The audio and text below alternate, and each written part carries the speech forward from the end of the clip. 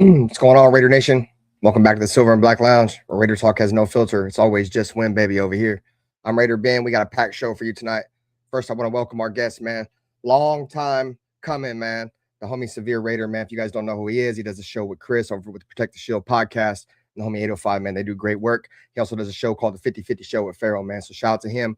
Can't wait to get him on the show. Also a great friend of the show, joining us again tonight, man, all the way from down under, man, is going to be the homie Afakasi Raider. Headline of the show tonight, ESPN has released its annual rankings of top 10 edge defenders in the National Football League as voted on by league executives, coaches, and scouts. Where'd the Raiders superstar Maxx Crosby land?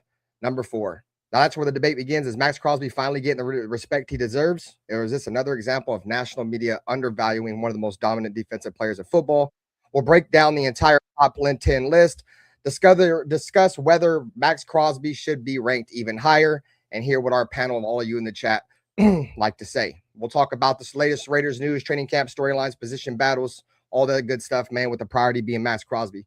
Get your drinks, get your smoke, pull up a chair in the lounge. You are now in the lounge with Raider Ben, and the homie Black, the quarterback, man, is up here right now as we get ready to tap in, man. Appreciate y'all. Hit the like. Which team, by colors alone, is identifiable around the world? The autumn wind is a Raider. Which team, by slogan, commitment to excellence? Pillaging just for fun. Just win, baby. He'll knock you round. All those things Then upside down are the Raiders. and laugh when he's conquered and won. When you have great coaches, then after you have great coaches, you get great players. You have a great organization, and you tell them one thing: just win.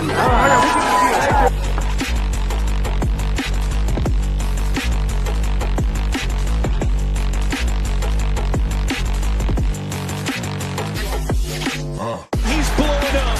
Raiders!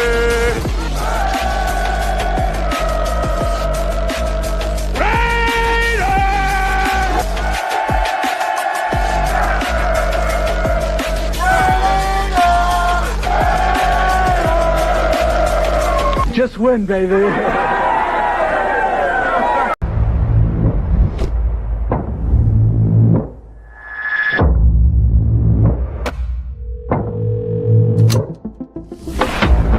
greatest offseason for a single team in NFL history. Not only have the number one overall pick, they have taken every single round of the draft. Welcome to the dark side, my friend. Let's go, baby. Raiders select Ashton Jenkins. Bowers made the catch! Running, and reached the 5! Touchdown!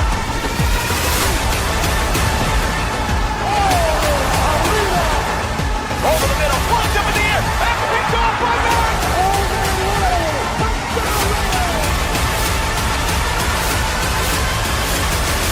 The greatness of the Raiders is in its future.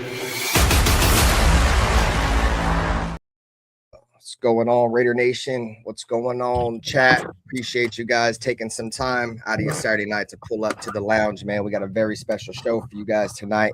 I want to start off right off the rip by introducing some of our guests, man. We're going to start off with long overdue, man, the homie Severe Raider. Like I said in the introduction, he does do a show with Chris from Protect the Shield on 805. He also does a 50-50 show with the homie Pharaoh. They all do great work over there. I want to give a huge shout out to Severe. Severe, man, first and foremost, let the people who may not know who you are, where you from, how long you've been a fan, and why you're a fan of the Raiders. What's good, man? Can y'all hear me? Yeah, we hear you. For sure. I mean, that was a professional ass intro, man. I like that shit. Thanks, brother. But I'm working on it. I'm from LA, man. I've been a Raider fan, man, since I was like 5 or 6 years old. My cousin, my uncle Dre, rest in peace. He's the one that got me into being a Raider fan. He was a Raider fan. And my cousin, my other cousin, young little Dre, Andre as well. They were both Raider fans, man. So I kind of gravitated toward that. So I'm lucky, man, because it's a lot of Niner fans where I live at, a lot of Cowboy fans out here, man. So I could have been a Sith Lord, man. I could have went over to the dark side, to the other dark side. But fortunately, man, they got me over with a real team, and I don't know whether to hug him or kick him, man, because it's been ups and downs, mostly downs recently, but I wouldn't have it any other way. Yeah, no doubt, man. Well, we appreciate you as always, man. If you guys aren't subscribed to the homie Severe Raider, Nightbot has posted his link in the chat. You guys go over there, hit that link, go show some love to the homie Severe Raider for taking some time out of his night to come chill in the lounge with Benther and the boys. And our other guest, man, he's a part of the family. You guys probably know who he is, and if you don't, Afakasi, introduce yourself, man. What's up, gang? Dirty, Black, Severe, and of course, your host, Benther. Yeah, Avocasi Raider from Australia. Just another diehard, passionate Raider fan. Just trying to find his way. So that's me. And once again, we also give a huge shout out to Afakasi because it's what are we talking? We talking about 12 p.m. the next day for you, Afakasi? Like at 12 p.m. Like 1:51. Yeah, it's no. Yeah, Benther was right. You're the only one who gets it right routinely, Benther. It's funny. Yeah, it's midday Sunday, so yeah. Midday Sunday, man, for Afakasi, bro. So he's in the future. You feel me? Exactly. Shout out You were to close, my man. Okay, so it's going on 12. So it's like it's 11:52 or is it 12:52? Yeah, 11:52. 11:52. So Okay, 15 hours in front of you guys. Okay. And then directly opposite if you're on the East Coast. But anyways, continue. Yeah. So give a huge shout, man, to the chat. I do appreciate you guys coming and hanging out with us as well. You guys, we're nothing without you guys coming and hanging out with us and listen to us banter back and forth amongst each other. You guys could do us a huge favor, man. Hit the like button regardless of what channel you're watching this on. It really means a lot. That's the best way to help these channels grow. Also, if you have the hype button available, if you're watching this post stream, there's a new feature called Hype Up. You hype up these streams, man. It really helps us. Like I said, we don't ask for much over here. We ask for a simple like. And if you enjoy the content, hit the subscribe button, regardless of what channel you're watching on. So as we get into that, man, give a shout out to the chat. We got Bruce Willis in the chat. We got Doppelganger in the chat. We got Raider Paul. Appreciate all you guys coming and hanging out with us tonight, bro. We really do. Says you guys work your way in. Just hit the like button, man. Frank Weber, Bueno. Appreciate you guys, man. So the topic of tonight's show is one of the hottest topics around Raider Nation's content creation world right now, and that is the latest report on the top defensive ends ranked by NFL scouts, coaches, and executives. They have ranked Maxx Crosby number 4. We're just going to run through the top 10 real quick, and then we'll get into our debates and our talking points on the said subject. So the number 1 ranked pass rusher in the National Football League is Myles Garrett, according to this article. This is all according to an article. What up, 805 Raider? What's up, brother? The number 2 ranked pass rusher in this article is Micah Parsons. Number 3, we got Will Anderson, right? Then we got number 4. There's our boy right there, Maxx Crosby, number 4. All right, so he's got 3 dudes in front of him. So then after him, you got Aiden Hutchinson. You got Danielle Hunter, you got TJ Watt, Nick Bosa, Brian Burns, and Nick Bonito. So that's going to round out your top 10 NFL edge rushers, according to this ESPN article right here. Maxx Crosby being ranked at number 4. I'm going to ask you guys in the chat. You guys see the poll up in the chat. Do you guys believe Maxx Crosby is a top 5 pass rusher, top 4 pass rusher in the league? Please take your time and participate in the poll. I'd really appreciate it. But let me ask you guys. Let's start with Severe, man, the guest of the show tonight, man. What's your thoughts on Maxx Crosby being ranked number 4? Do you think he's too high? Do you think he's too low? Or do you think he's right where he should be? What up, Jeff? What up, we the people? What's good? Yeah, man. So I'm gonna give people a disclaimer. Anybody that's headed over to my channel to sub, don't come over there for handhold, bro. I keep it real, raw and uncut. And be honest with you, he's not top 5 right now, bro. He'd be like 6 or 7 in my opinion. I think he's ranked too high. I think some of this is just off. Maxx is beloved, man. I will say this. Maxx, he does a good job of branding himself. He connects with a lot of the players around the league. He's there for the pass rushing summit. So I think execs and head coaches and people that work in NFL front offices, they see that. They see the kind of respect he gets from other players, and they interpolate that to mean he's one of the best players. He is one of the best edge rushers in the league, but I don't believe he's top 5.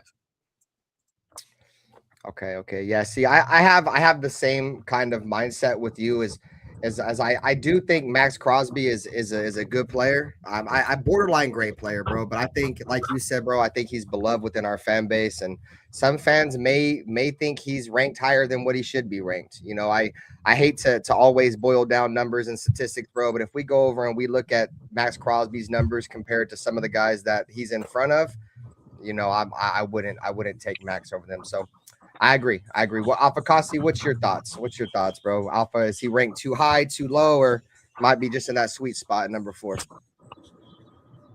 If healthy, and in terms of the numbers, I guess, and the cultural significance and what he's been able to do with being literally on the worst team in the league until proven otherwise, I mean, he's in that sweet spot, to my personal opinion. With that said, like, I don't watch enough of the other guys, admittedly, to really have too much of an opinion other than like a quick Google search. I will say, however, if he doesn't bounce back to form and it trends downwards because of injury and because of age, then it's only going to go down from here. I'm hoping he's healthy. And what's up, Nate? He's healthy, and if we see a motivated Maxx Crosby, which will equal to a productive one at his best. But I guess it's more hopeful with me, but we'll see. But that's just how I feel. Okay, for sure. And I mean, I could see, I see everybody's arguing points when it comes to Max, for sure. I could see where this could be a sweet spot for Max. I kind of tend to think things like this, and they're like similar to the Pro Bowl, bro. A lot of this stuff to me is like popularity contests, and I think he's extremely popular around the league. But I'll rest my case until later. Nutty Raider Nate, what's good with you, brother? What's going on? What's happening? Man, fucking Reggie. Saludos. Severe pulled up. Got the homie Alpha Kasi. Salute. Hey, good to see everybody up here. What up, Sal? What's up, bro? Alpha Kasi, as always, my brother. Severe been a long time coming, bro. Man, facts, man. I was at this fight. That's why I don't got my normal setup. I was at this fight party, man. I was trying to make it back to the crib. I wasn't gonna make it. I was like, man, fuck it. I'm gonna just pull over, man, again and hop on. Yeah. Oh, did you see the fight, bro? That's just no. I didn't see it, bro. I didn't see it. I watched it. I didn't see it.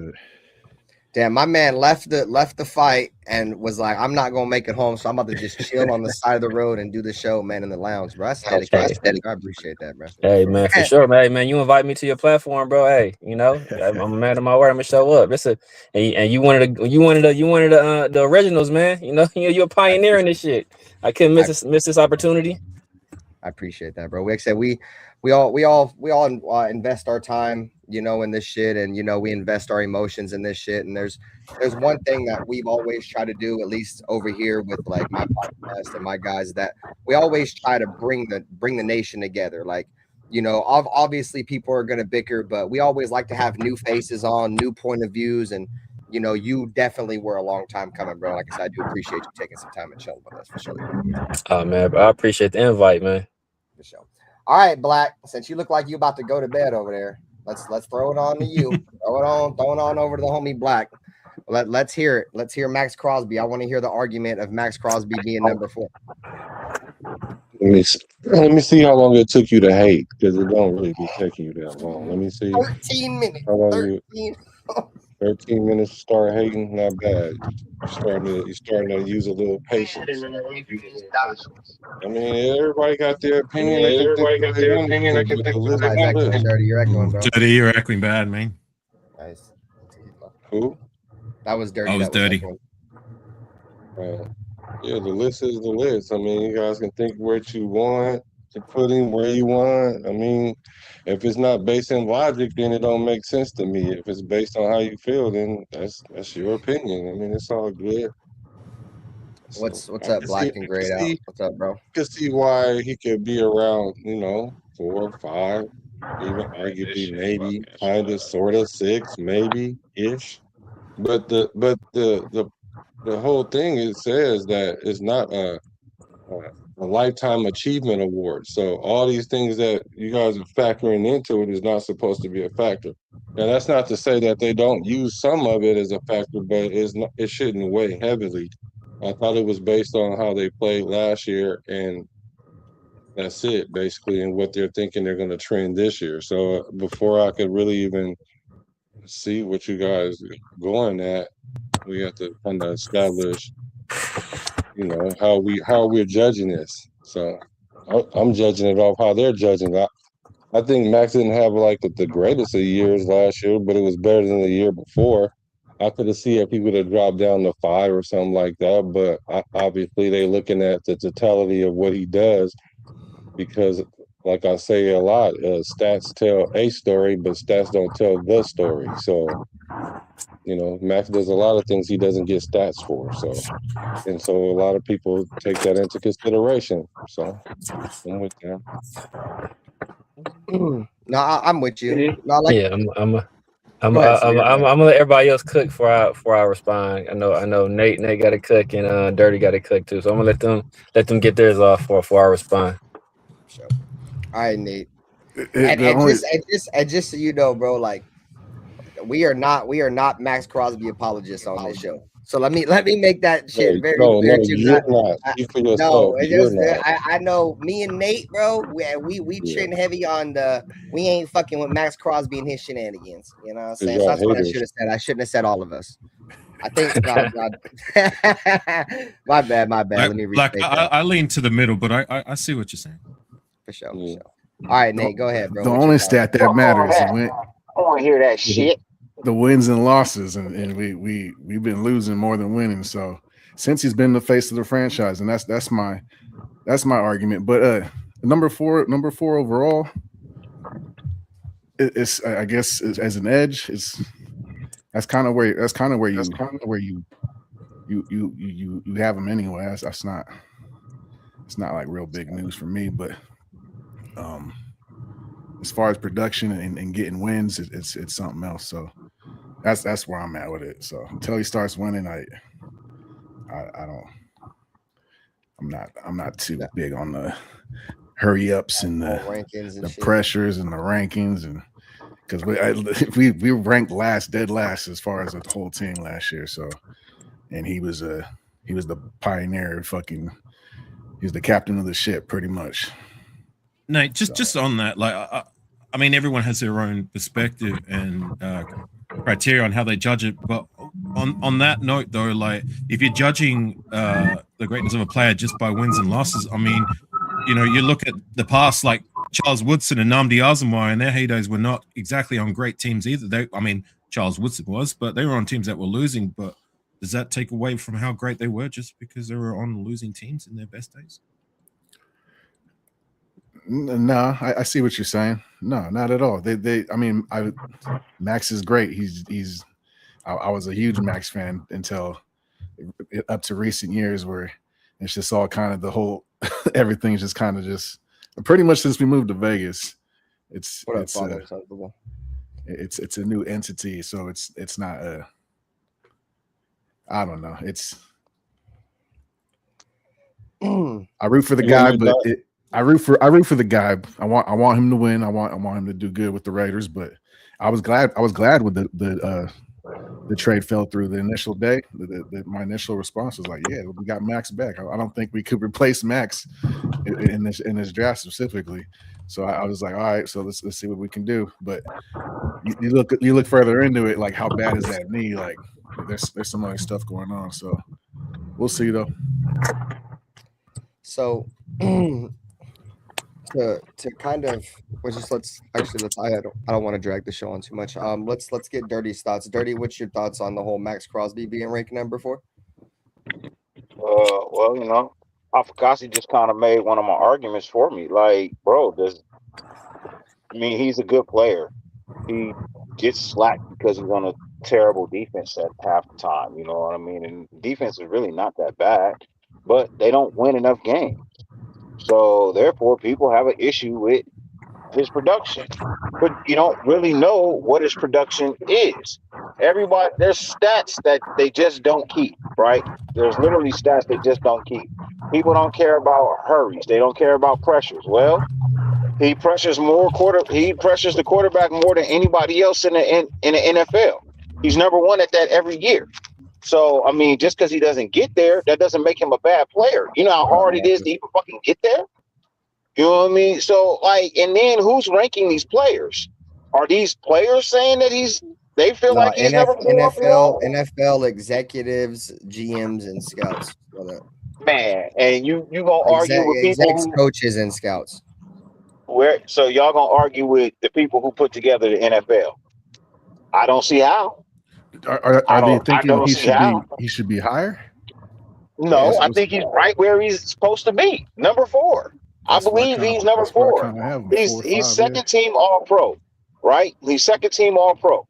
So they only give out 4 positions. You know what I mean? They only give out 4 spots for that position. The first two go on the first team, second 2 go on the second team. That's how it goes. So he's number 4. He finished the season at number 4. So if the NFL executives and coaches and everybody that run the NFL feel like he's number 4, who the fuck am I to argue with that? I would be mad if they had him at like 12 or some shit. But we getting mad because they giving him credit?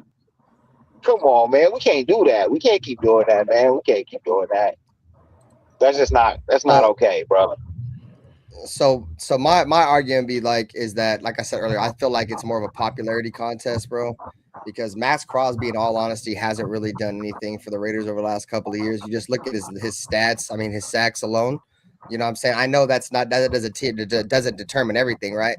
He went from having 12.5 sacks in 2022 to 14.5 sacks in 2023, and it's pretty much been a steady decline. I mean, he barely got to 10 sacks last year, and a lot of those sacks, dude, were garbage time sacks, bro. You know what I'm saying? And to me, Maxx Crosby doesn't make enough game-winning plays, bro. When we need Maxx Crosby to make a play, it just doesn't happen, bro. And when I look at some of these other guys on the list that are behind him, you know, like Aiden Hutchinson, I look at TJ Watt, I look at Nick Bosa, I definitely feel like he shouldn't be ranked above at least a couple of those guys, bro. I feel like he should be lower than those guys. So how many garbage time sacks those guys had? Do you know? I don't watch other teams related. Garbage.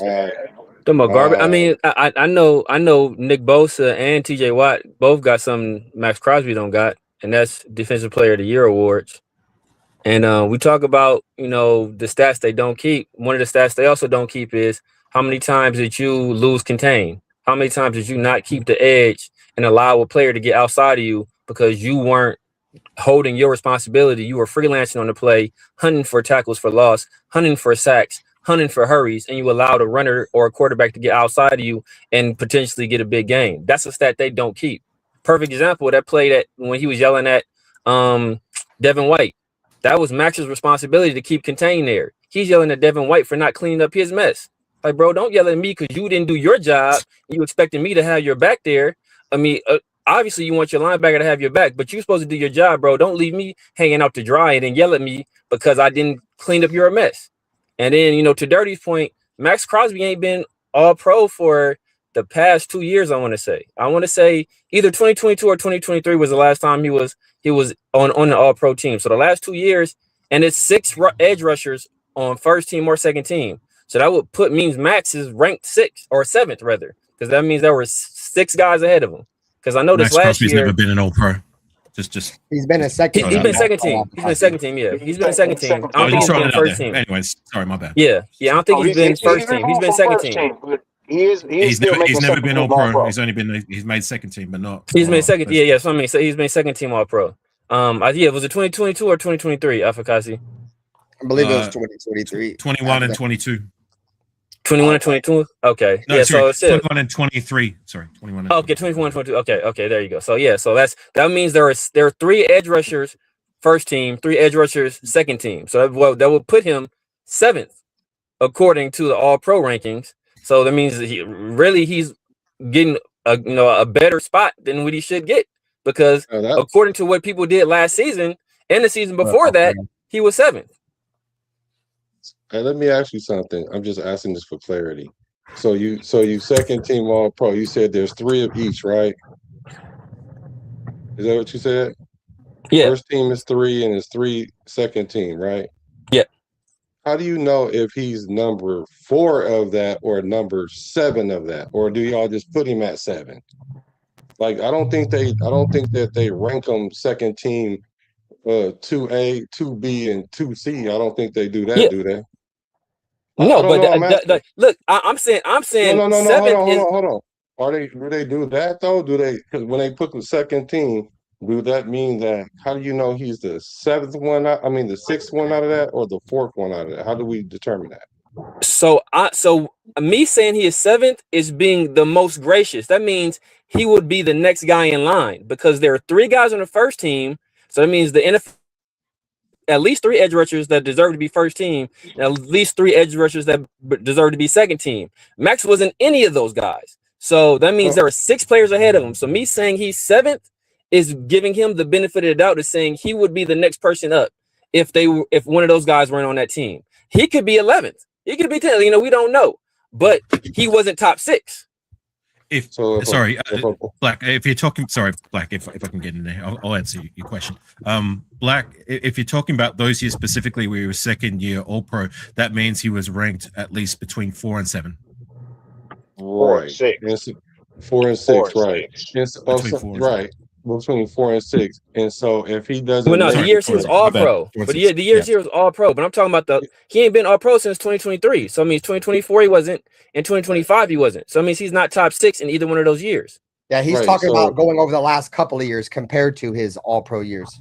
Okay, I get it. I get it now. So if a player decides that he has an All-Pro year, right, and he becomes second team All-Pro, so now all of a sudden that makes him the number 4 pass rusher in the league now because he had an All-Pro year? He was number 4 for that year, at least. He was at least number 4, or if he's between 4 and 7 for that year, yeah. Right, but if he makes the actual first team All-Pro, he's between 1 and 3. Black. Yeah, if he makes first team All-Pro between 1 and 3. If it's second team All-Pro between 4 and 7, or 4 and 6. So if a player has a great year, and they were second team All-Pro, and Maxx don't make second team All-Pro, so now that player better than Maxx. He was better. He had a better statistical year that year, but does that make that player better than Maxx? He was better that year. Yes, he was better that year. But does that make the player better than Maxx? Depends on what he did. Like Will Anderson, 2 years ago, I wouldn't have said Will Anderson was better than Maxx Crosby. The last 2 years, yeah, he's been better than Maxx Crosby. Yeah, so it just depends on what they do. It just depends on what they do. You also got to take into consideration that a lot of these other players have players on their line that help them, right? Can you honestly say that Maxx Crosby actually gets the legitimate help that some of these other players that are ranking a little bit higher than him are getting? Is he getting the help that a Myles Garrett was getting?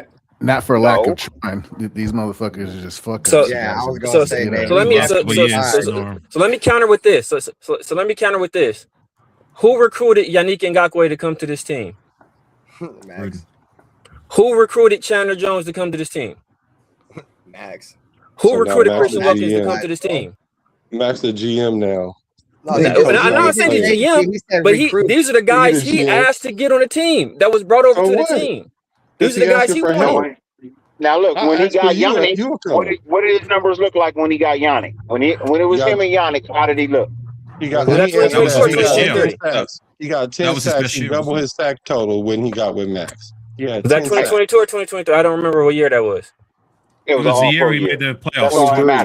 It was an All-Pro year, right? It was an All-Pro year, right?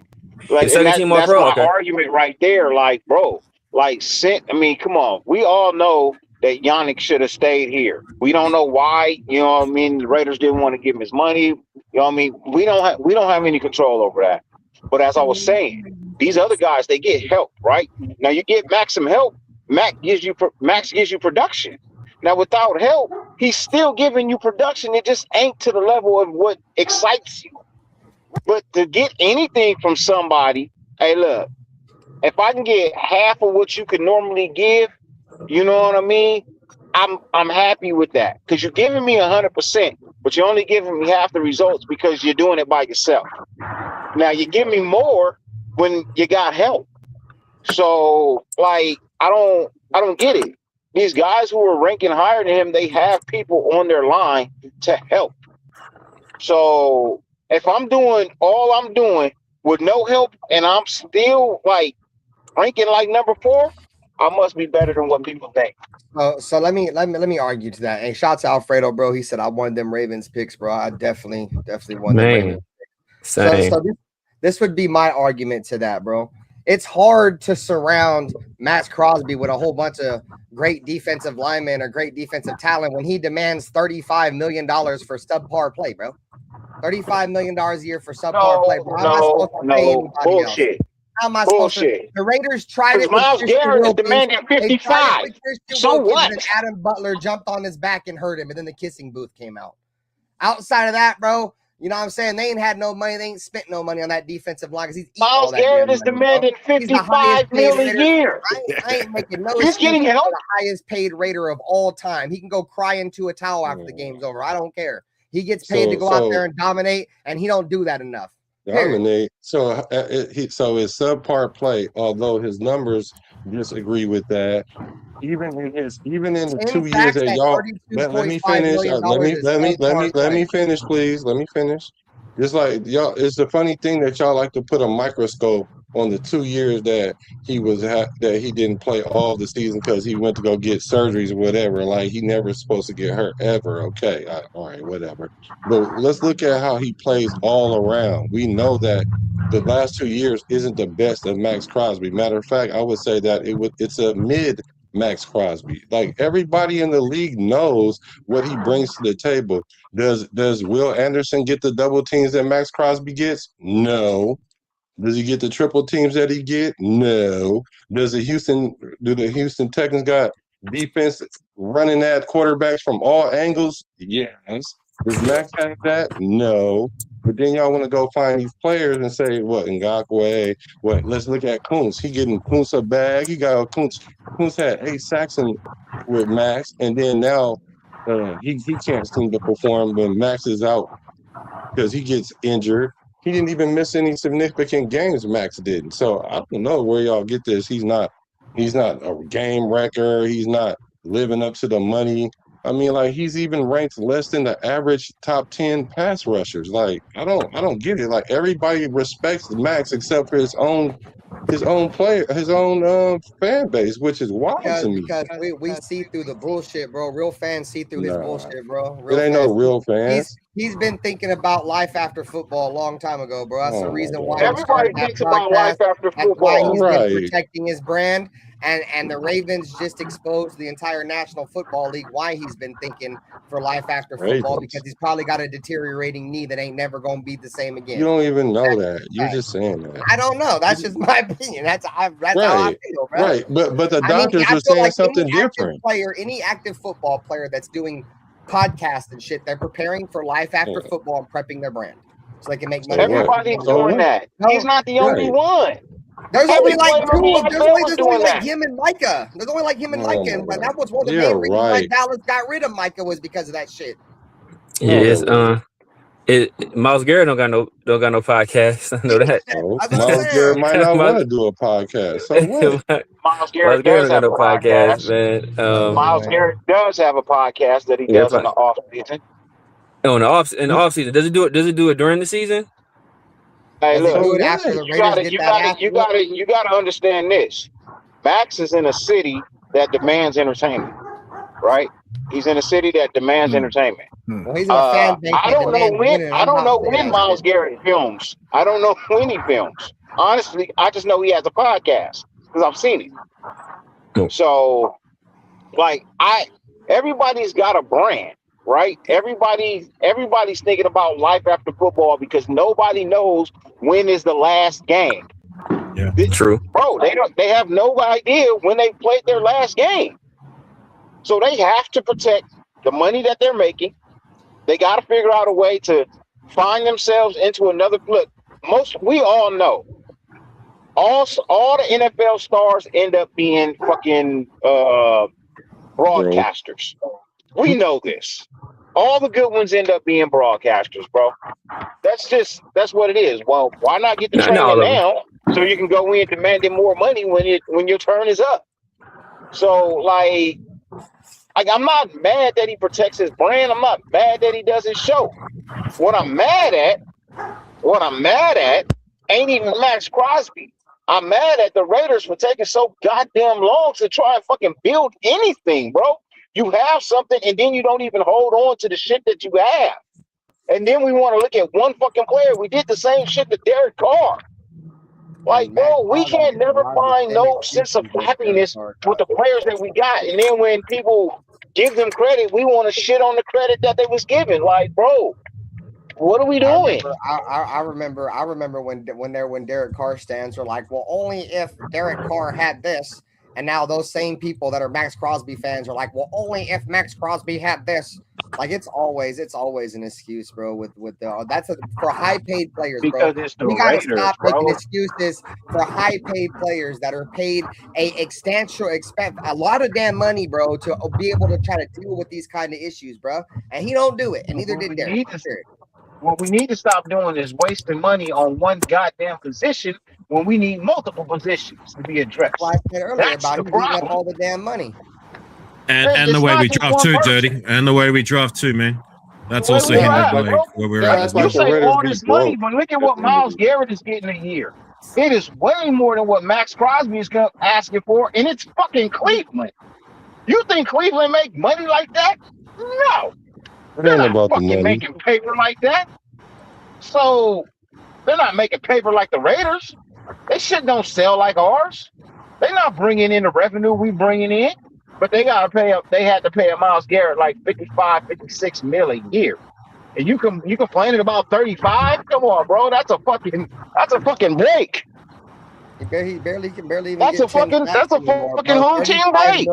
$35 million for a dude that's scraping 10 sacks a year is overpaid.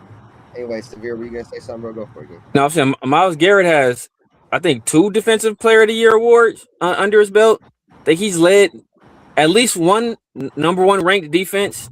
I think possibly 2. Also had a defense that dragged the team into the playoffs.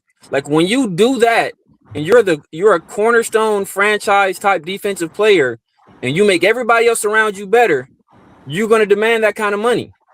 Like who was the defensive end opposite of Myles Garrett last year? Fuck, I don't know. Nobody knows. Nobody knows. You can't name him. No.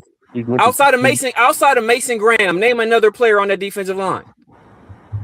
They still have Jadeveon Clowney. No, Clowney's gone.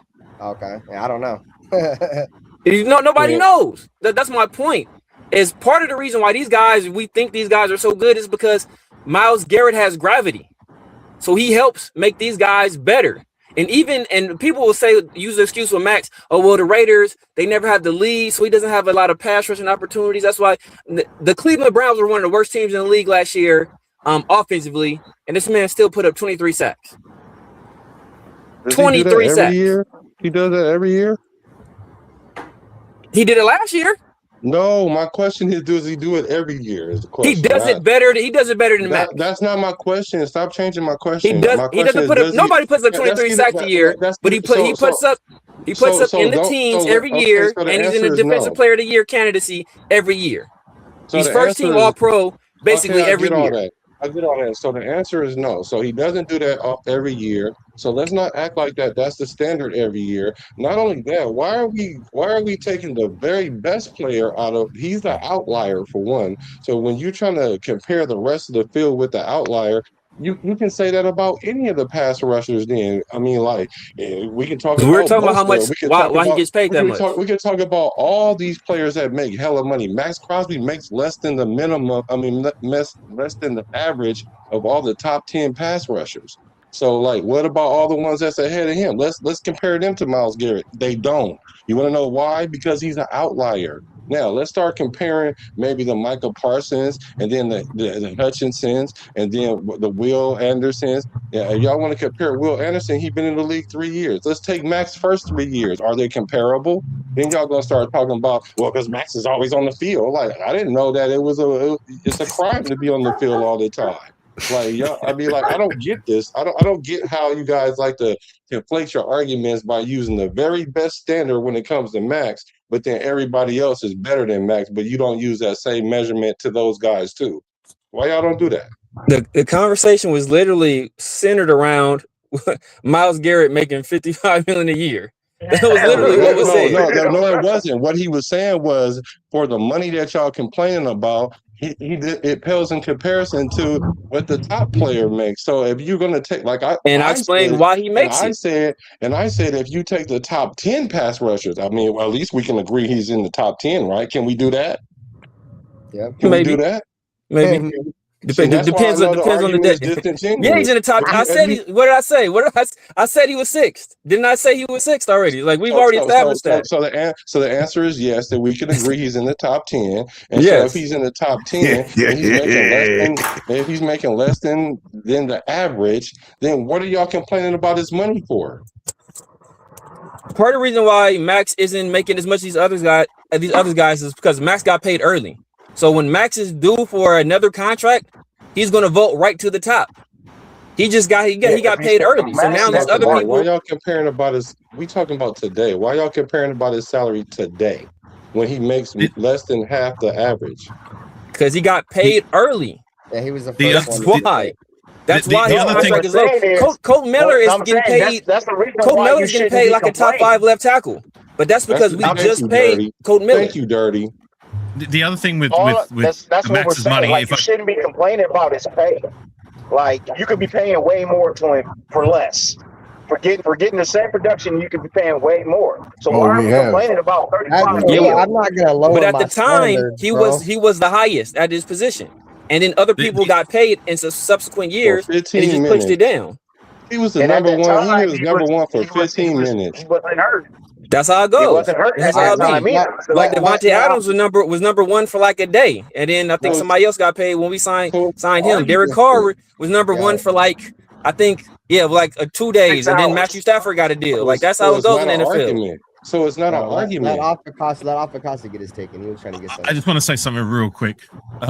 I guess the other thing that we got to take into consideration when it comes to paying these players, more specifically Maxx Crosby, is that we're a team that's so void in talent. So yeah, Maxx Crosby wants to be a Raider as well, but at the same time, like we've been terrible for how long now? So we're going to have to try and overpay these players. I'm not saying he's overpaid, but we're going to have to throw the bag at players in order to either sign them over or keep them because we suck and we've sucked for a while. It's the Raider tax. I've been talking about that. Yep. And you talking about first 3 years of their career, Maxx Crosby not better than Will. He for sure not better than Will Anderson over the first 3 years. What I said is their career. The first 3 seasons are comparable. That's what I said. They're comparable. I didn't say Maxx was better. I said it was comparable. Rookie year was better than the first Joey 3 Bosa's years. rookie year. Well, Joey Bosa won, defensive rookie of the year, so that's arguable. I thought Maxx was better. I thought Maxx was better, but that's arguable. There are people that would disagree with that. But look at all the people they had on defense. So Will Anderson in year 3 of the league, Will Anderson was, I believe he finished second in defensive player of the year voting this past year, and the only person that beat him out was, alien Myles Garrett. So Myles Garrett is a freak. He's damn near going to win the award every year. So if you get the time, man, pull up Joey Bosa's rookie year and pull up Max's rookie year, and you tell me who got better numbers. Joey Bosa is different. Better numbers. Joey. If you're looking up Joey Bosa, you're looking up the wrong Bosa. Nick is the one that beat him out for defensive rookie of the year. Joey's the one that. I'm sorry, Nick. Yeah, Joey's the one that played in San Diego. I don't like neither one. I don't like neither one of them either. Out of everybody on that top 10 list, they came in the same year. You look up Nick Bosa's rookie numbers, and he got defensive player of the year too, where he shouldn't have got it. Yeah, Maxx has the worst record out of all those teams combined.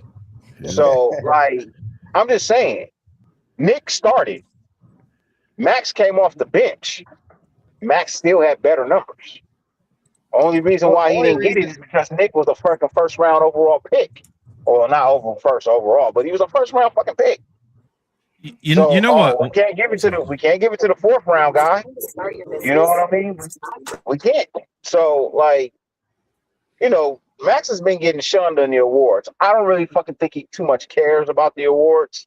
I think he really more cares about actually winning than getting a fucking award. Winning some fucking games, getting to the playoffs, getting a Super Bowl. It means more than a fucking award that, okay, I won it this year, but I might not win it next year, and I might not win it the year after that.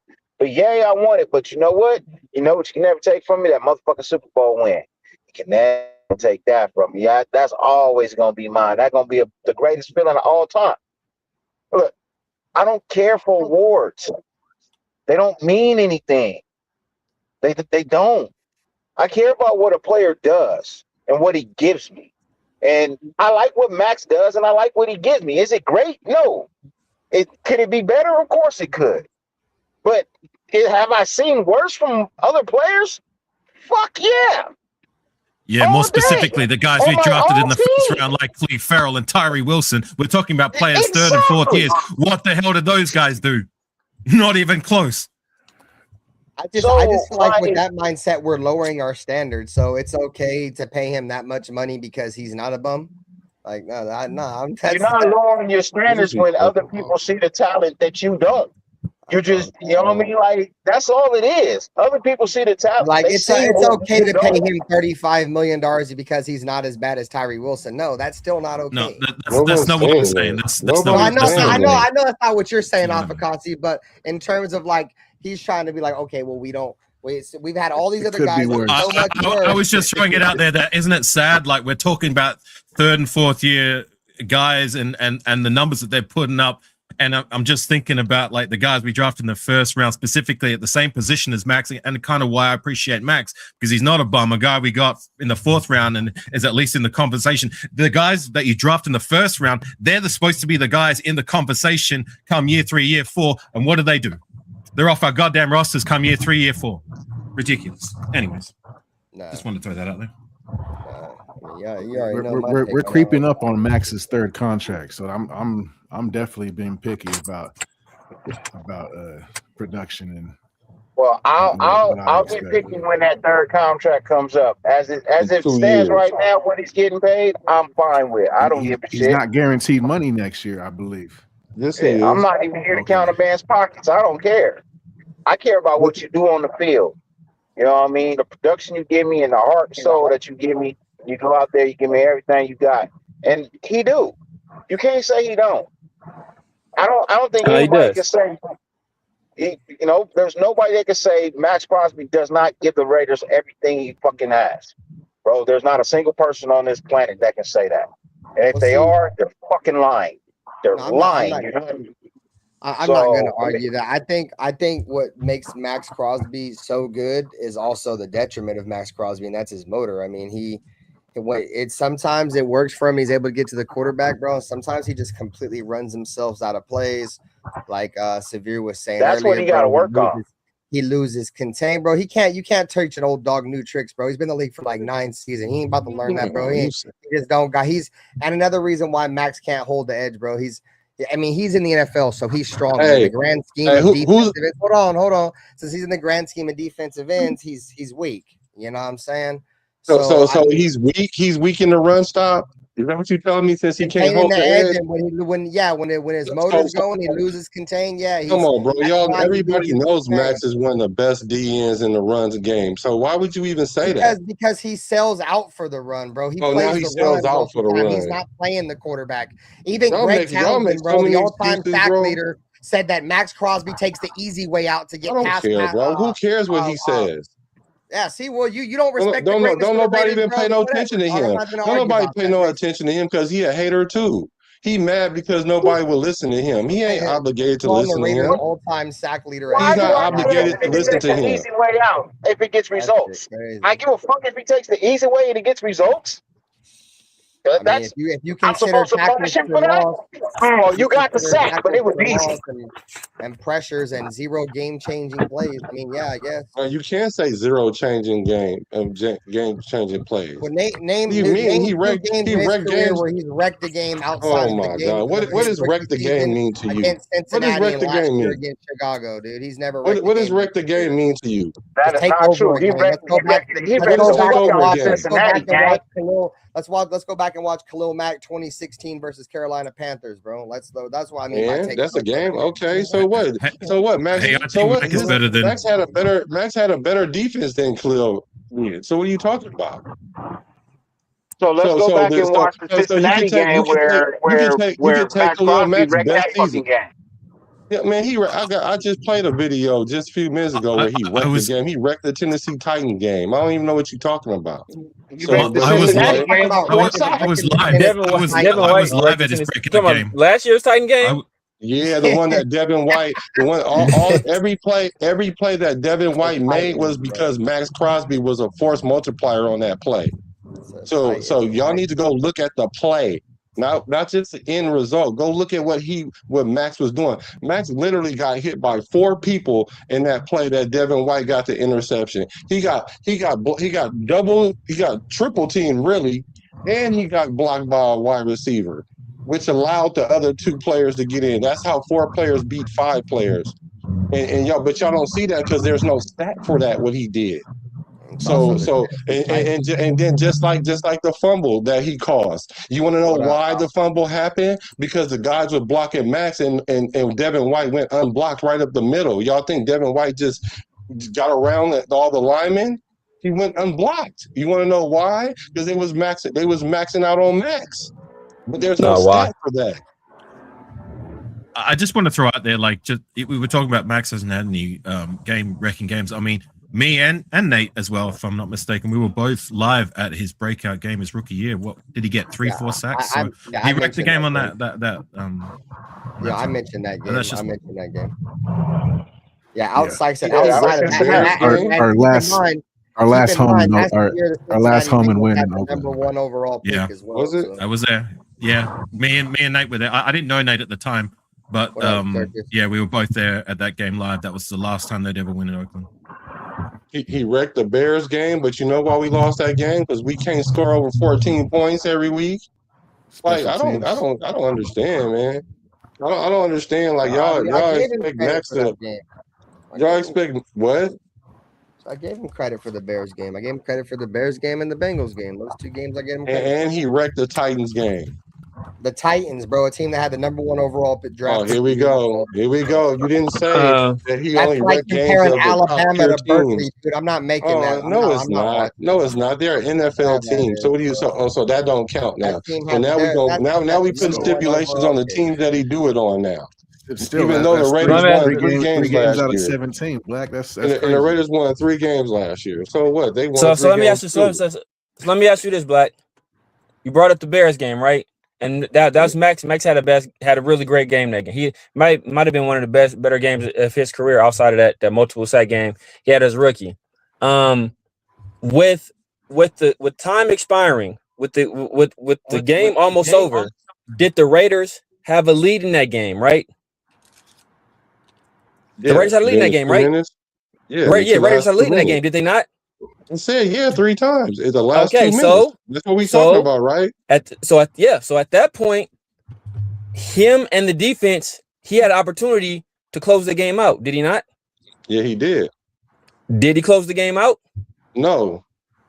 I think didn't we get the ball? Hold on. But let me tell you why though. Let's use context though. You want to know why? Let's look at the time of possession that the defense is on the field. How about when the Raiders, when Maxx and them got turnovers, we turn it over on the next play right back, or the next 2 plays, and we did that multiple times. And so you guys expect, if you know football, and I'm not saying none of y'all don't, but if you know football, that you can wait out a defense because you can tire them out, and they won't have the energy in the last 2 minutes. Why do you think so many teams get 2-minute drives done on them? Because they wore out the defense. Like, that's a strategy. Like, the reason why is because the defense is on the field and the offense is not playing complementary football. But for some reason, y'all want to put that on Maxx because the offense is not playing complementary football. And if y'all want to sit here and say we play complementary football outside of the first game, then I don't want to have this conversation no more because y'all not being real with the context. Can I just get in there for a second? Just sorry, Severe. That game specifically, the Browns game.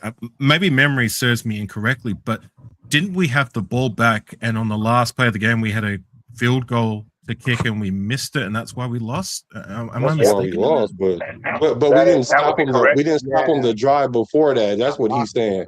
He was saying they took the lead before that drive.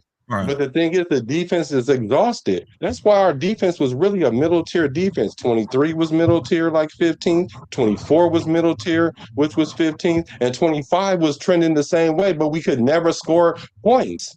We could never score points. We always had, the defense was on the field 2/3 of the time, and the offense was on the field 1/3 of the time. And so then once the middle of the season happened, when that became our trend, then the defense started going down, because you cannot keep that up all year round if you're not playing complimentary football to any degree. You have a good point, bro. You do, but we've been spending the money on defense the past couple of years, so. Whether they have the horses or not, it's not for lack of trying. All our funds and resources are on the defense, pretty much. That's what we need to be drafting better. We're missing with our draft picks. We're missing mightily on our draft picks. Yeah, and that's not Max's fault. Y'all can't hold that against Max because the defense has got to perform. Because we're doing that. They gotta get those shutouts. They gotta get. But even with that, though, he had a middle tier defense. It's because our offense was. We had Jimmy Garoppolo. The 23 and 24 year, we was middle tier. We're a middle tier defense. And you know who the quarterbacks was? Gardner Minshew. I'm gonna miss you, Mr. Pitchu, and we had Jimmy Garoppolo. The booger man. Like, come on, man. So y'all gonna sit there and really overlook how Max played with that defense? And like I was saying, like the way we drafted, like the way I see it, like, yeah, you get concessions to the development come year 1, year two. So I'm looking at like the years that McDaniels was at the helm, where year 3 and year 4, these guys are supposed to be hitting their straps, right? And how many draft picks do we have in those 2 seasons? Like maybe 15, 16, and just about every single one of them whiffed. And that's how a lot of the reason why I feel, well, not all the reason, but that also didn't help our case as to why, we struggled last year. You know what I'm saying? I don't know. What irks me the most about Max, bro, is I won't say the most, but one of the things that really irks me, bro, is that, and maybe I might be overthinking this or some shit, bro. You guys can correct me if you guys feel otherwise, but I don't take kind to one of our best players, losing a game and, rather be by 1 point or 100 points. And instead of like main focus on not losing another game and being in the facility and trying to get better and getting stronger and getting faster, he wants to go on a podcast and smoke cigars. Like I like that bothers me, bro. Like the greatest players of all times don't do that, bro. When they lose, but the franchise don't have a problem with it. And they watch film, they get better, bro. He's not getting better, bro. You could honestly say he's been getting progressively worse since he started that podcast. No, now it's the podcast fault. Now, okay, whatever. Hey, but I think that's his work ethic. Like in the off season, though, weren't people praising his work ethic? Sorry, in the off season, yeah, man, they all do, man. That's just Ben don't like the podcast. That's all. Make sure y'all hit this. Once y'all hit the like button on this podcast, though. I think that's an optics thing. I guess it's just bad optics. If you're not winning, you would. It's just like everybody was criticizing Dame. They criticized Dame for rapping. They if you're not winning, you're not winning like getting championships. If you're doing stuff outside of your sport, they're going to look at that and they're going to say, "Oh, could this be a distraction?" And they're going to criticize you for it. People was criticizing Waller for his rapping. Let me ask you this. So if you don't get employee of the month, right? You don't get employee of the month at your job, right? Are you supposed to go in on your off day and put in extra work to get fucking employee of the month? Is the employee? Is that what you're supposed to do? No, that's a different situation. Employee of the month, but the employee it's not of a different situation. It's a different situation of the company. It is a different situation because when you're unless you're a salaried employee, like Maxx Crosby is a salaried employee, unless you're salaried, then your only obligation to that company is when you're on that time clock. If I'm not on that time clock, I ain't doing a damn thing for that company. So I'm salary. So I have obligations that I'm expected to meet 7 days a week because I'm a salary. So if I get a call on a Sunday, supposed to be my day off, guess what? I got to take that call. I got to handle it. If I got to go somewhere to do an event or meet a recruit, guess what? I got to hop on that flight. I got to make that drive to meet that recruit to do that event because I'm a salaried employee. Right, I'm expected to do trainings every year because of my job. I understand. But you look at it this way. I give you a day off, right? I gave you the day off. You didn't But you still showed up at 6 o'clock in the morning like you always fucking do. Even if you didn't stay the whole fucking day, you still came in, you still did your workout, you still did everything you do on a normal fucking basis on your goddamn day off. And then you went the fuck home and did whatever it is the fuck you wanted to do. Should I hold you liable for that? Should I be mad that you do whatever you do?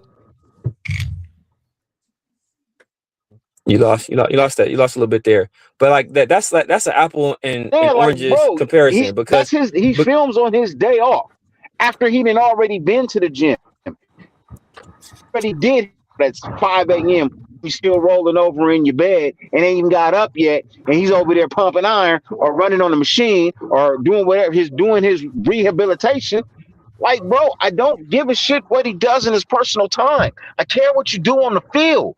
Fuck what you, like I told you with Mendoza, I don't care if he takes a dick in the ass. Long as he fucking performs on the goddamn. No, he's supposed to match. Apparently, Adam Butler don't care. It don't make you Adam Butler care. No, Maxx Crosby supposed to be at home. That's a whole doing different story. right now. That's a whole different story.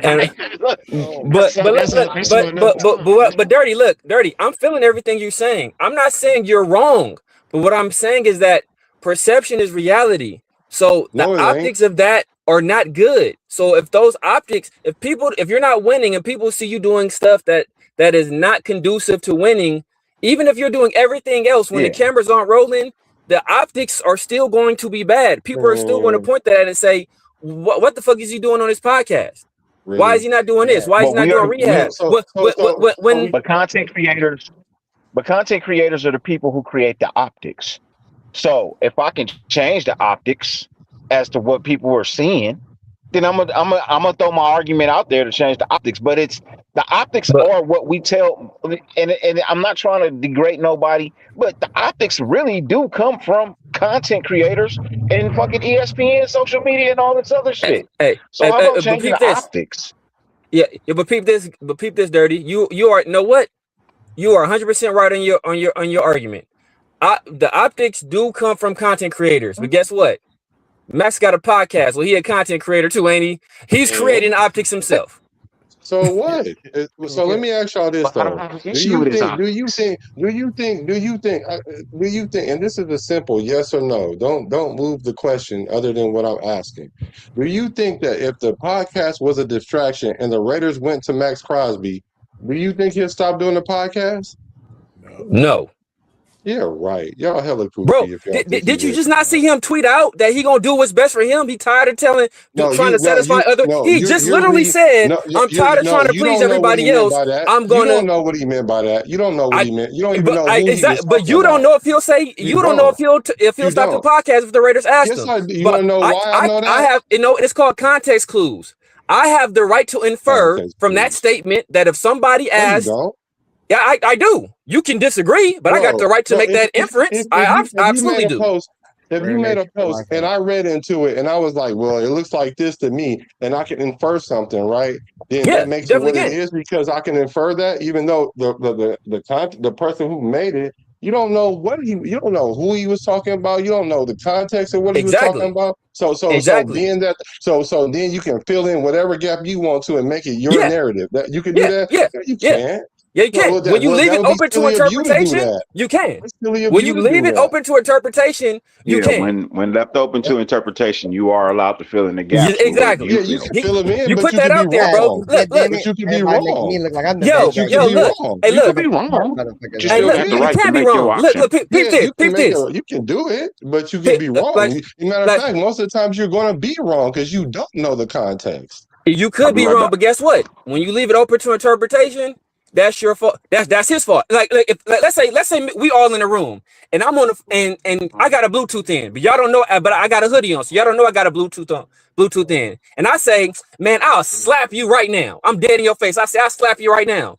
You're gonna probably sock me, not knowing I got a Bluetooth on, talking to somebody else on the phone. But that's my fault because the perception is that I'm saying that to you. Okay, right? Then if I slap you, then that's okay. No, you were wrong. But I left it open to interpretation. Yeah, and since I interpreted it that way and I slapped you, then I'll be okay because I can interpret it that way, right? It was my fault to make it clear who I was talking to. So yes, I could slap you because I yeah, interpret that you was talking to me. Yeah. Just like if Right, somebody said that to me, I'm gonna slap the shit out of them. If I'm wrong afterwards, I'm like, oh damn, my bad. But if you leave it open to interpretation, that's your fault. Well, no, because you jumped to a conclusion. If somebody said I'll knock you the hell out and I sock you, that's your fault for saying it. My first question is who are you talking to? That's a novel idea, huh? I'm from South Central, bro. We don't got that kind of time, bro. You gonna be emotional and jump to a conclusion? We don't got that kind of time. Yeah, what you mean we ain't got that much? What kind of time? Like, look, you better tee off first, bro. You better tee off first. Where I'm from.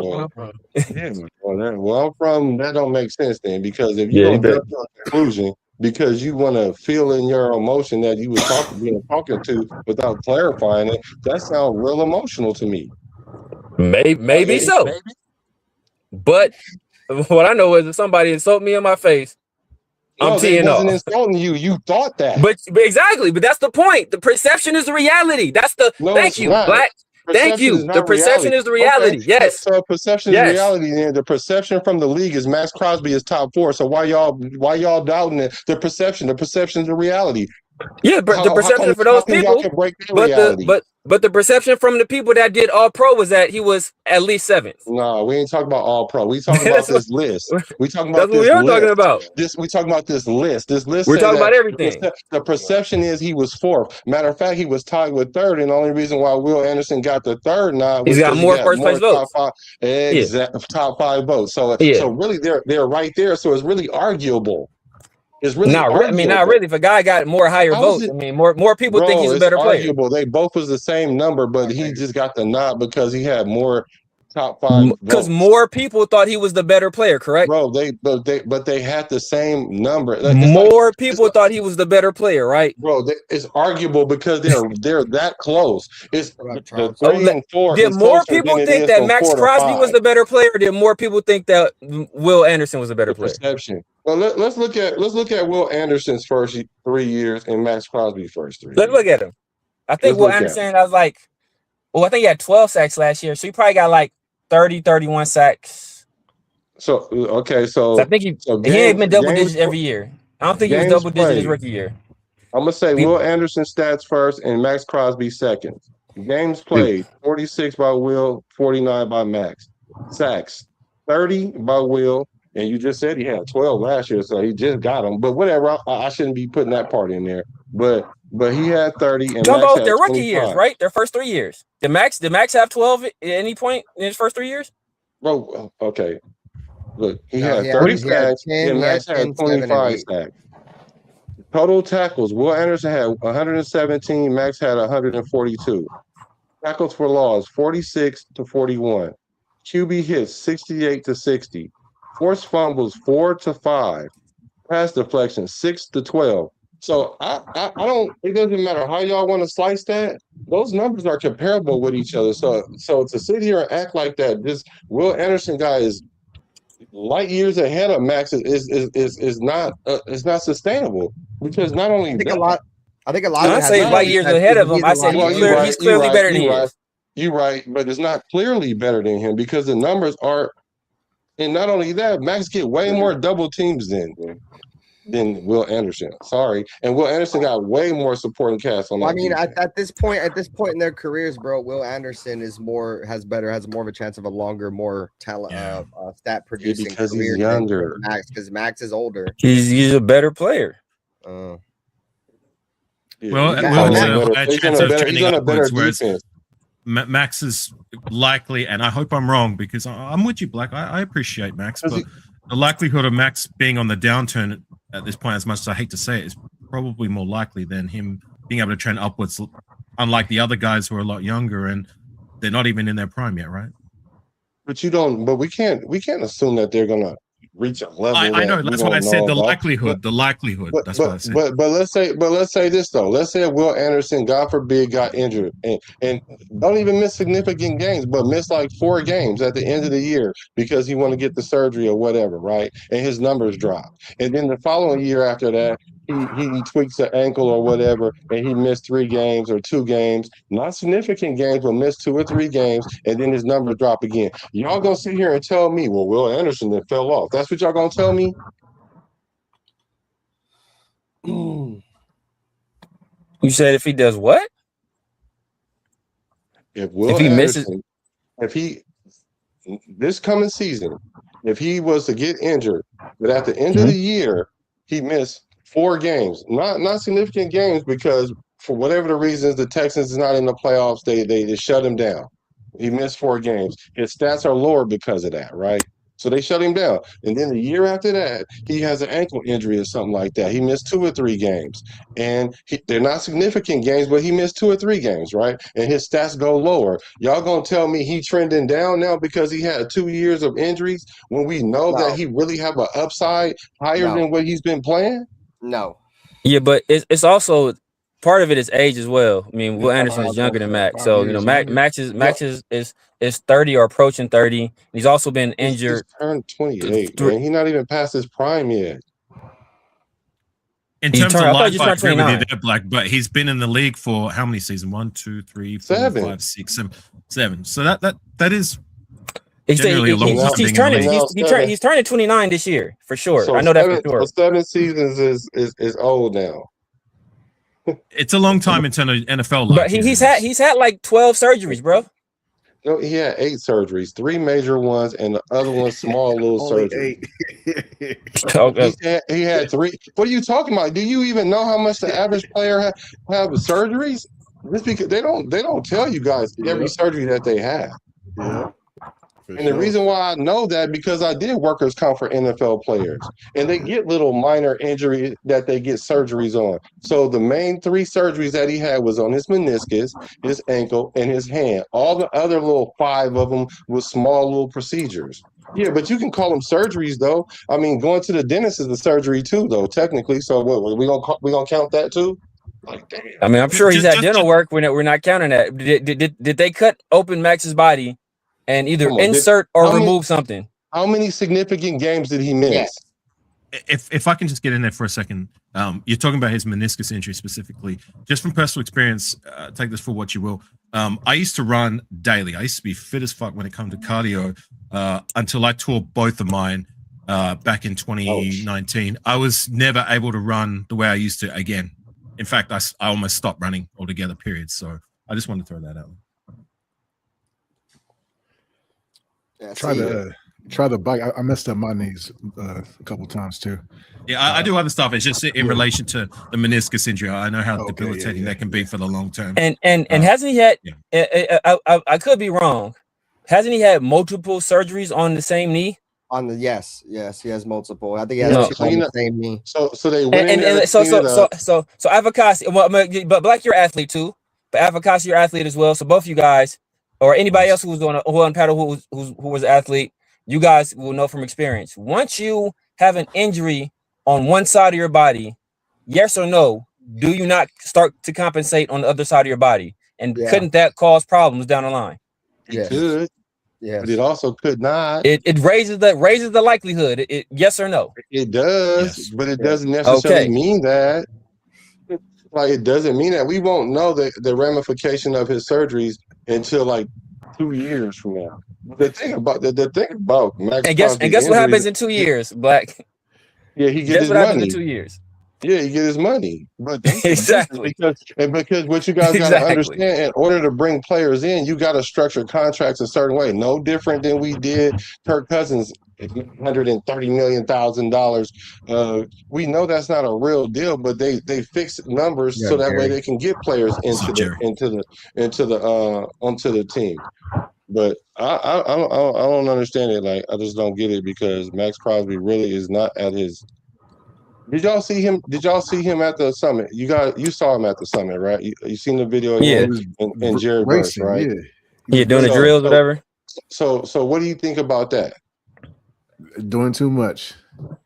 I mean, that if his doctor cleared him for that, then I'm good with it. But I think he at this point he shouldn't be doing that stuff. He should be focused 100% on his rehab and his podcast, and obviously his rap career. Y'all crazy right. Because one moment y'all say that he's supposed to be practicing his craft, and then when he go, but then when he go where all the top pass rushers are and they do drills and everything, he shouldn't be doing that. Like y'all wasn't practice. He coming off a surgery, bro. I don't know. Imagine him fucking ripping the shit live on the internet. He's coming off a surgery. I don't know.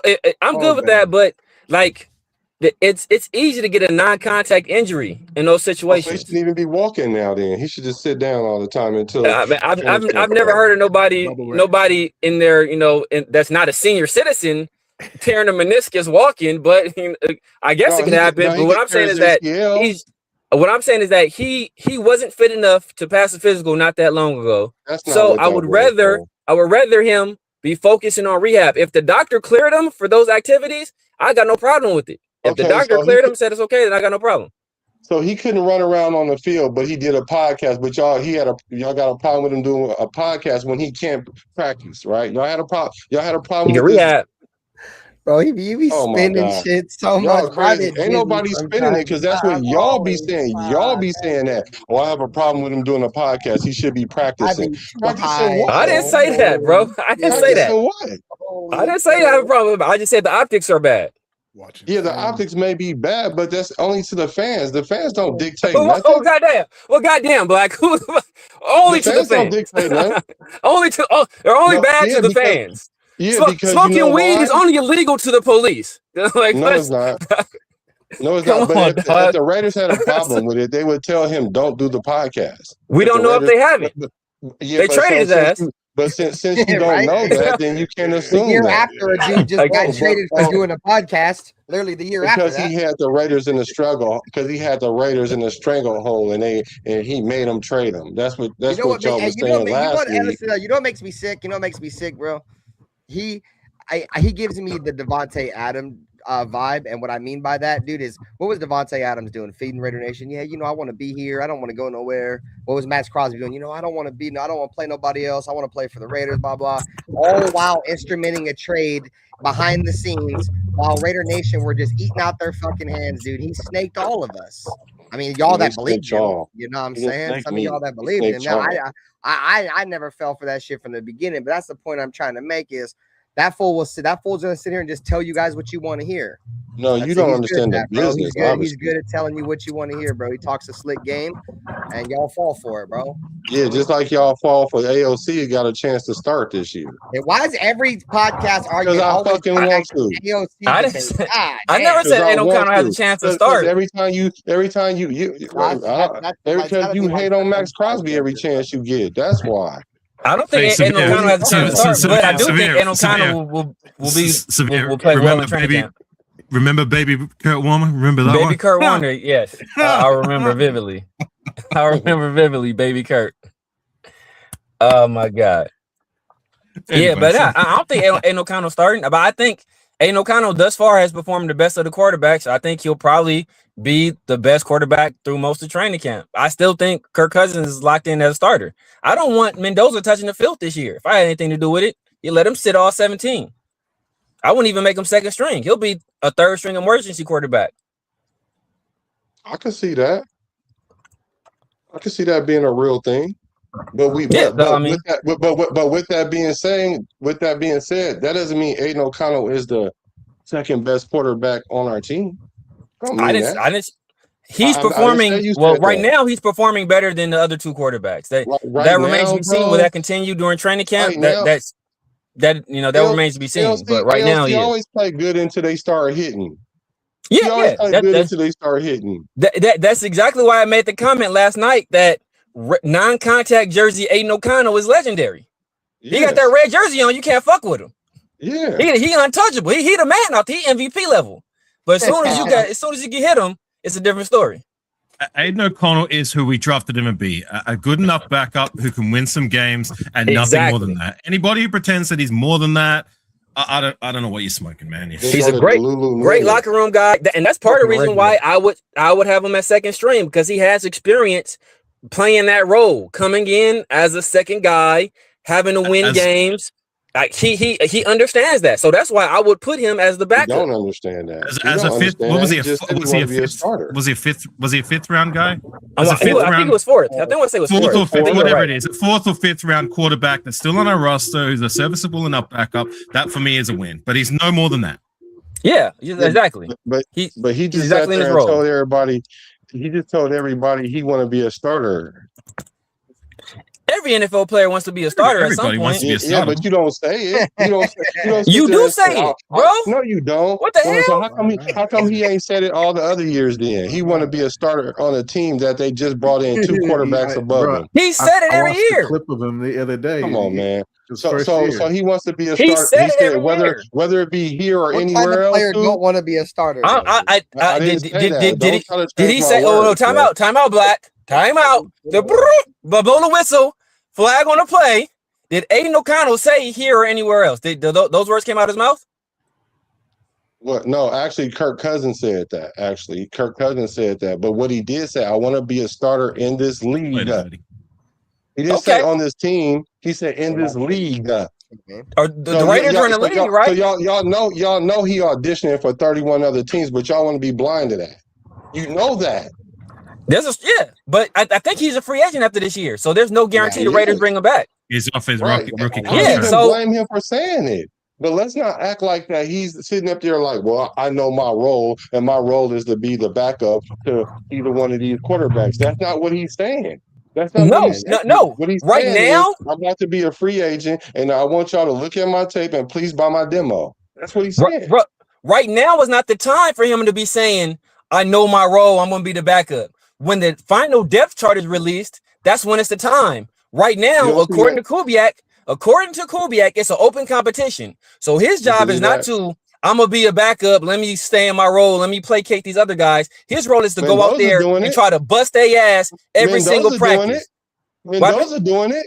Mendoza doing it. He doing it because Mendoza been cheeks. He know. Mendoza been cheeks out there. Mendoza ain't coming in there saying. Mendoza not coming in there. Mendoza been cheeks out there, bro. Mendoza been cheeks every practice. Mendoza didn't come in there saying, "Well, you know, I'm the franchise, and I feel like I can start year one because I'm." Ain't no Kyle didn't say that. Hold on, I didn't say. Hey, now let me finish. He didn't say I should be a starter. He didn't say I should be a starter. What he said is, I'm gonna work from the bottom. And I'm going to learn how to work my way to the top because he understands his role, just like Kirk Cousins understands his role. Kirk Cousins knows he's about to start because his role coming in was to be a bridge quarterback. And so so people seem to think that Aiden O'Connell has his fair chance. I don't care if Aiden O'Connell throws 6 touchdowns and 500 yards in preseason. He is not starting game 1. No, because he's not. That's not his role.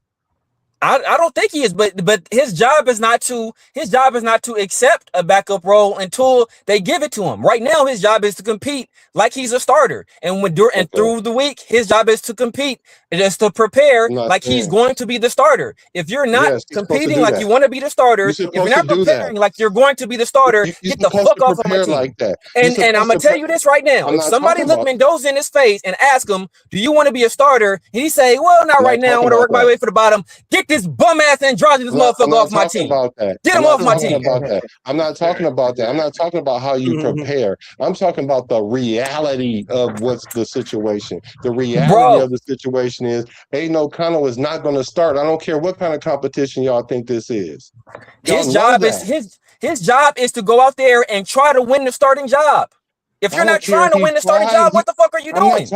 I'm not talking about trying. Stop saying that. I understand. Even when you're the backup, you're supposed to prepare like you're going to start. I understand that. I get what the hell are you talking about? What I'm saying. Well, listen.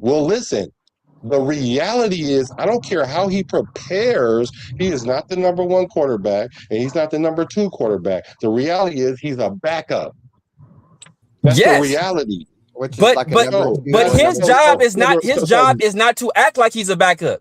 I didn't say that's his job to act like a backup. But what I'm saying is his role is to be a backup, and we all understand that. We've already been established. That's been established. That's a hint. That's been. Of course, but that's my bro. That we keep going back to this. Of course, his job is not to say I'm a backup. That's not his job. His job is not to say nothing. If somebody asks a player if they want to be a starter, their job is to be like yes, and they're supposed to go out there and work like they want to be a starter. That's not the job. That's not all he said. That's not all he said. As in, like, I prepare to be the starter every week because anything. That's not what he was saying, man. He was essentially saying, like, look, check this out. I want to be a starter in this league, and I want to be a starter. And we know he's not going to start here. So where else is he talking? We don't know, but he doesn't even know if he's going to be here after this year. So of course, his job is to do the best he can while he's the Raider right now, and then he has no control over whether the Raiders bring him back or not. So if he wants to be a starter, he has to play and prepare like he's a starter, and hopefully another team gives him a chance. The only way and how that he's going to be on this roster next season is if by somehow he's playing and if by somehow he's winning. Because there's no other way, no how, no why that we're going to keep him after his rookie contract. He's probably going to want to go somewhere else where he's going to get a better opportunity, and that's just how I feel. Yo, Jeff, I see, man. Jeff, you felt the same way when I was on there with you and Jason, bro. Y'all was just chilling. But yeah, Black, we're saying the same thing, bro. You're just saying it in a different way. I understand Aiden O'Connell is not going to be a starter. I understand he's not. I don't want him to be the starter on this team. I understand Kirk Cousins is going to be the starter, and the future is Fernando Mendoza. But Aiden O'Connell's job is not to be resigned to a backup role. He's supposed to stay working like he wants to be a starter. That's how you continue to push yourself and get better and push the guys in front of you. If you resting on your laurels, then they can slack. And then if you're slacking, then you're not pushing them. You got to push the guys in front of you. And the only way to push the guys in front of you is to be attacking for their job. Okay. And that's why we've been so fucked up as a franchise, because we didn't have no dogs behind Derek Carr. We had a bunch of pussies because we didn't want to make him feel uncomfortable. And the second we get a dog behind him in Mariota, guess what? Then we go to fucking that's playoffs, right? And those are the dog. I mean, Mariota's a dog. He was a number 2 overall pick. Number 2 overall pick. I mean, he was a legitimate threat. Right. That's why. Remember when Derek Carr hurt his groin, and Mariota got one snap, and he didn't even let Mariota finish the game. He ran his ass back out there because he didn't want to even take a chance that Mariota could fuck around and play good, and then it'd be a controversy. That's hella funny. Because he's the starter. That's what starters are supposed to do. Conversation about Derek, bro. How it's funny, like Derek Carr's best years is when he had an actual starting caliber quarterback behind him, bro.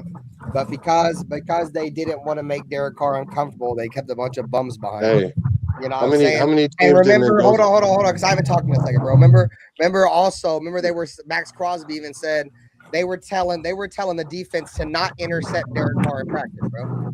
You know what I'm saying? Like, come on, man. They do everybody like that. They do every quarterback like that. So stop. I've never heard that before, bro. Whatever, man. I just heard Maxx Crosby today talking about how he do all the quarterbacks like that.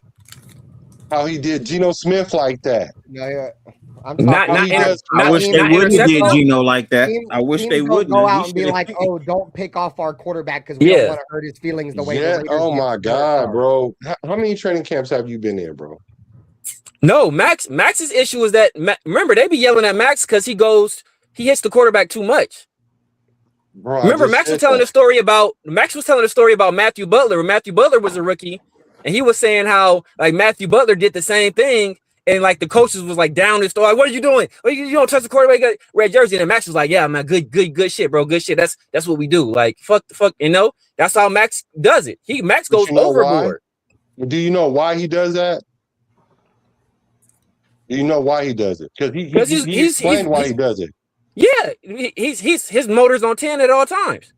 No, so this is the reason why he said he does that. He does that because if the O-line doesn't protect the quarterback, he knows what kind of O-lineman that he had. He also knows the temperature and the pulse of the team based on how they respond to that. So just like even he'll do it in the game too, like an opposing player. If you hit the quarterback right, and none of the O-linemen take up for him, then you know you have their team. It's a psychological game. But see, y'all look at it as some game that he's playing just because he's a diva and he wants to That's not what nobody said that. Look good. Maybe you didn't say that. Maybe you didn't say that. But there's people that say that. So I'm just saying he's not the reason why is not because he just want to try to show up the quarterback. He's doing that for a reason, and that's what top tier players do, things like that. That's how you get the best out of your players, not making excuses and crying every time something don't look right because the optics ain't there. Like, that's crazy to me. He's crazy. Yeah. So guys should be going out there going 100% like they want to start, right? Like Aiden O'Connell, right? That's what you're telling me?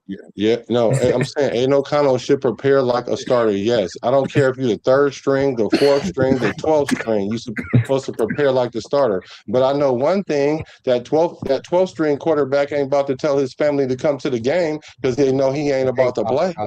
Because that's the reality of it. I don't care how he prepared all week long. His family ain't at the game. We family, you on the team, I want tickets, nigga. I don't care if you play. Exactly, bro. I'm getting. I don't give a damn if I'm the long snapper, bro. You think Aiden O'Connell parents come to every game? Not every game, no. Sorry, Black. They was because they don't want to see this nigga get airlifted. Ain't no O'Connell parents still work a job, from what I remember. They came to the game and he got airlifted off the goddamn field, bro. For hang now. Yeah, and O'Connell parents still have jobs from what I remember him saying. Like they still work like regular job. Did someone just cut your lights, Black? He would go. What did you say? Sorry, did someone just cut your lights? I saw your lights are kind of flickering and now you're off camera. Yeah, the police came in. Sorry, man. No, my camera, I got to reset the camera. But I bet you if Aiden O'Connell was the starter for the Raiders week 1, his parents will be there. For week 1, yeah, for sure. They will be there damn near all the home games. They're not going to be there every home game, bro. Everybody got PTO. Kirk Cousins' parents ain't showing up every home game, bro. Come on. Well, he's only been in the league for 15 years. I bet you they was there his first years. I doubt it because RG3 was starting. Kirk Cousins' parents is like, no, the first years he was starting, I bet you his family was there. Come on, man. Let's keep it. Possibly, I don't know. He's from Michigan, so I don't know I don't know how far of a trek that is to go to Washington. And now his parents live in Florida now, so I don't know how long they've been living in Florida, but they live in Florida now, so I don't know how consistent that was.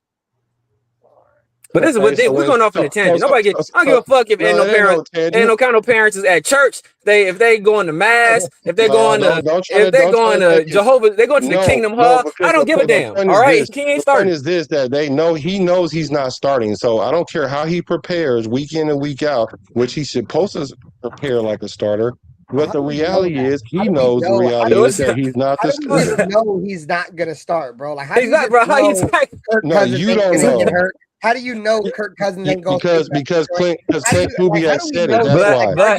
Clint Kubiak said it. That's why. Of Raiders' future, like I don't know. Clint Kubiak said it. That's why. Black one ain't no O'Connell parents have season tickets and never show up to the game just in case ain't no O'Connell start. Yeah, they should.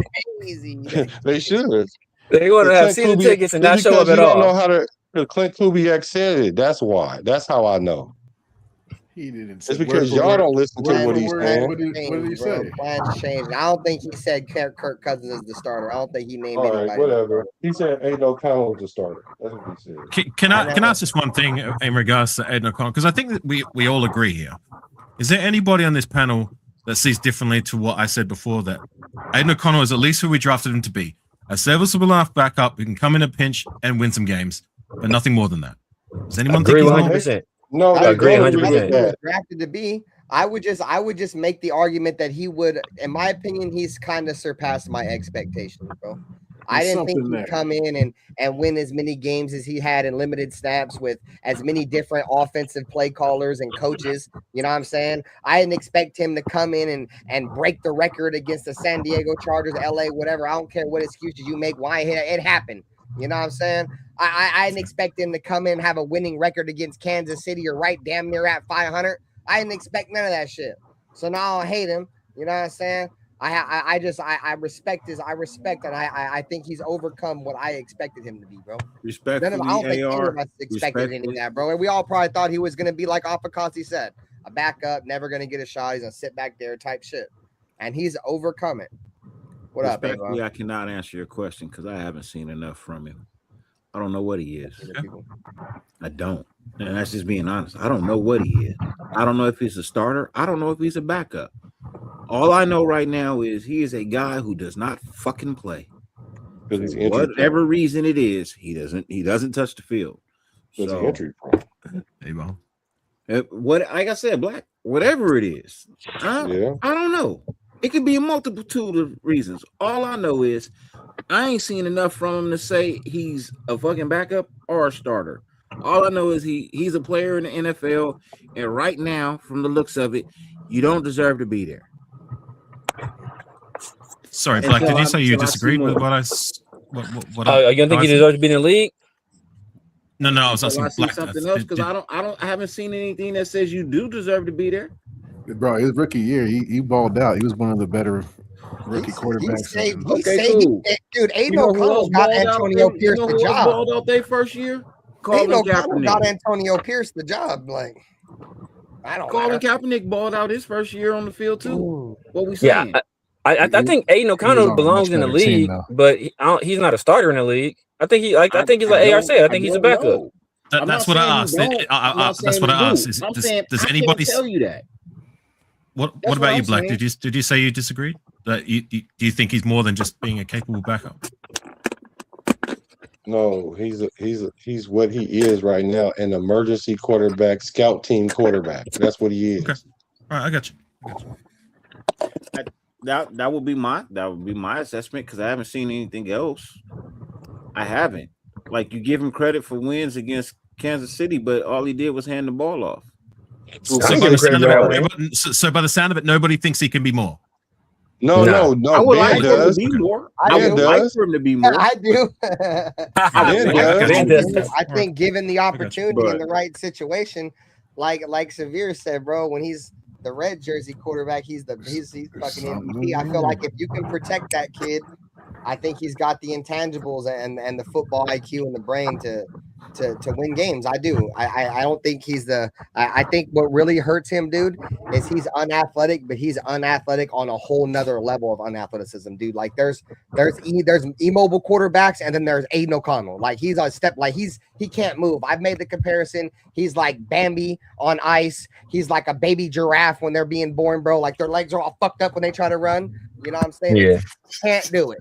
You know what I'm saying? So I think that. You think he's gonna survive a year like that, though? You think he can survive a year like that? Just move just a little bit, bro. If he gonna get hit, bro. Down by 300-pound defensive tackles, I think he probably would have a chance to be a starter. He's gonna get hit. You can also say this: there's a difference between an extra large Pepsi and a liter of cola.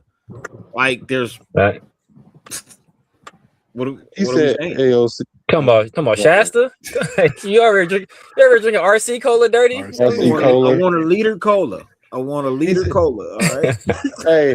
Hey. So if your quarterback throw for 60 yards and y'all beat the Chiefs with 5 field goals, you gonna say the quarterback is him? You gonna sign him because of that? Oh, he beat him again and threw for 120 yards. But y'all seem to think he didn't throw no interception, no touchdowns in them games, but just 189 yards in 2 games, and y'all want to sit there and say he beat the Chiefs? Mic drop. Like, no, come on, let's be real. Nah, there are people that say that, but no, the defense and the running game beat the Chiefs. We had 2 defensive scores. You know, like Aiden O'Connell, he didn't. If I recall, he didn't turn the ball over. He was basically just a caretaker in that game. I could have handed the ball off like that and threw for 60 yards. Like, come on, man. Look, I fully agree with what was just on the screen. You know what I mean? AOC's best shot at being a starting quarterback was when we had Gardner Minshew, and we were forced to start Gardner Minshew. And then Antonio Pierce. That was his opportunity to prove what he was all about. Antonio Pierce thought it was a good idea to give Gardner Minshew the starting quarterback job. And thank you, Gardner Minshew, so much for helping, Brock Bowers break the record and be the player he was rookie season. But all that to the side, you chose to go with Gardner Minshew over a guy that literally got you the job. Like Aiden O'Connell got him that job. You know what I'm saying? He didn't choose that. He said it multiple times. It wasn't his choice. That's all hearsay, bro. I mean, it's not hearsay when the man says, "I was forced to do this." Hey, that's not hearsay. Hey, did Aiden O'Connell play that year still though? He did play that year. And what was his record? Aiden O'Connell got the start versus the Rams, and he got hurt that same game. I think he hurt his hand on the helmet. And what was his record that year since he didn't carted off for a hangnail? He went 2 and 5. He was carted off for a hangnail. He went 2 and 5. We were playing that. We were playing that dude. That was doing DoorDash. That's the play for the Bearcats for Cincinnati. I forget his name. That boy that y'all say he didn't have a chance. He went 2 and 5. Desmond Ritter. He was from Atlanta. Desmond Ritter. Yeah. Atlanta Falcons. Josh McDaniels lost to a high school coach. No, that was Antonio Pierce that lost to the high school coach, bro. No, it wasn't. Was it Josh No, it was Josh McDaniels. He lost to old boy. But it was the center from the coach. I forget his name. Jeff Saturday. Jeff Saturday, yeah. Jeff Saturday, man, he's been in the league for a long time. He was a center in the league for a long time. He knows the game. He was a high school coach, not even the head coach. But he knows the game. He's paid Manning center. Like Jeff Saturday knows. Yeah, Jeff Saturday knows the game, bro. You can't play in that offense with Peyton and not know the game. I don't care. He coached 3 games in his whole career. I mean, it's like when Baker Mayfield came out on like 24 hours in the playbook with the Rams and beat our ass. Yeah. This nigga coach. Yeah, but let me ask you this though: who was the quarterback for those games? Oh,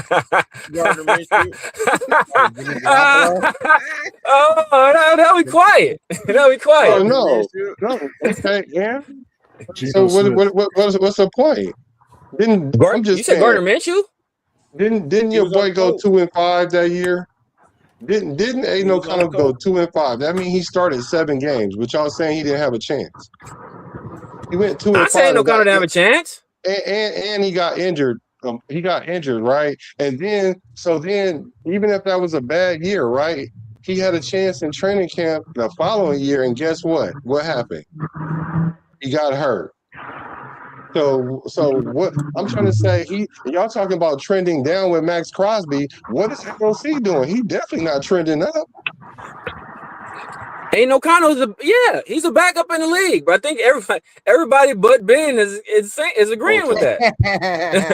Okay. I think nobody's saying he's like on the cusp of being, like the next the Kurt Warner or some shit. He is what he is.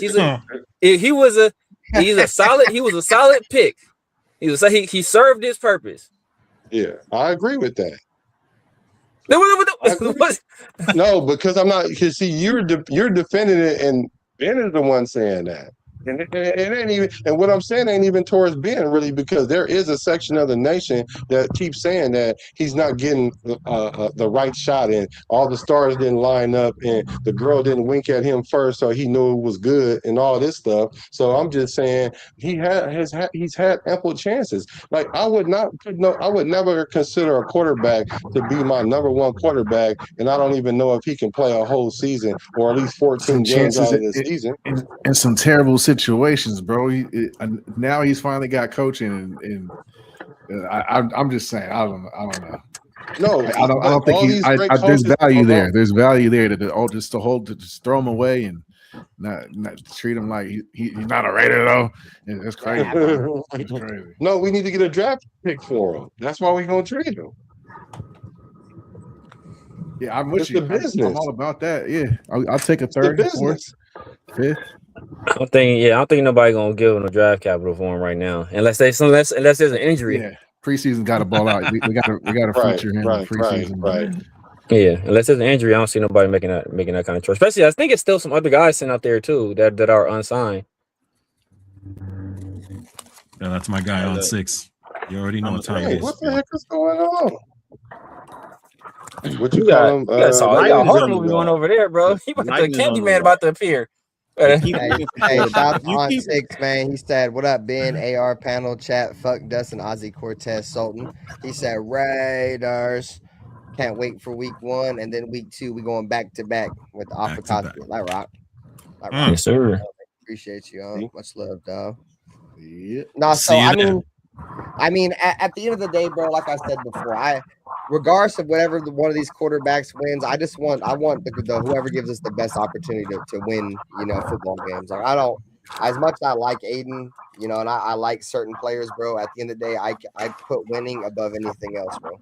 You feel me? Like I don't really care. I feel like it's not about the name on the back of the jersey. It's about the shield that's on the collar, the shoulder on the shoulder, or whatever.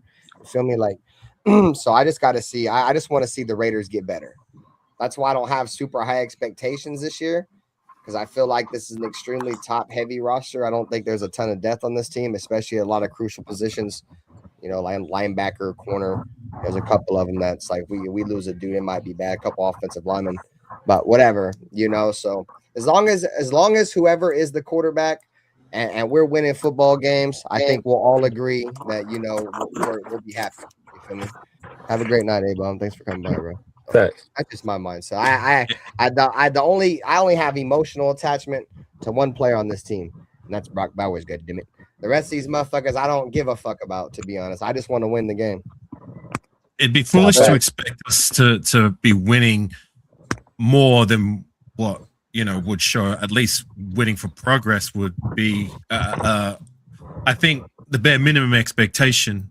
Well, for me personally, do I think that they're going to make playoffs or Super Bowl? No, I don't. But if we can make progress and build from there, lay the foundation at the very least this season, then that for me will be a win. Agreed. I mean, I don't see us winning a lot of games, to be honest with you. So just show progress. Show progress and enough to show us belief that we can get to where we can be. I got us winning 4 games.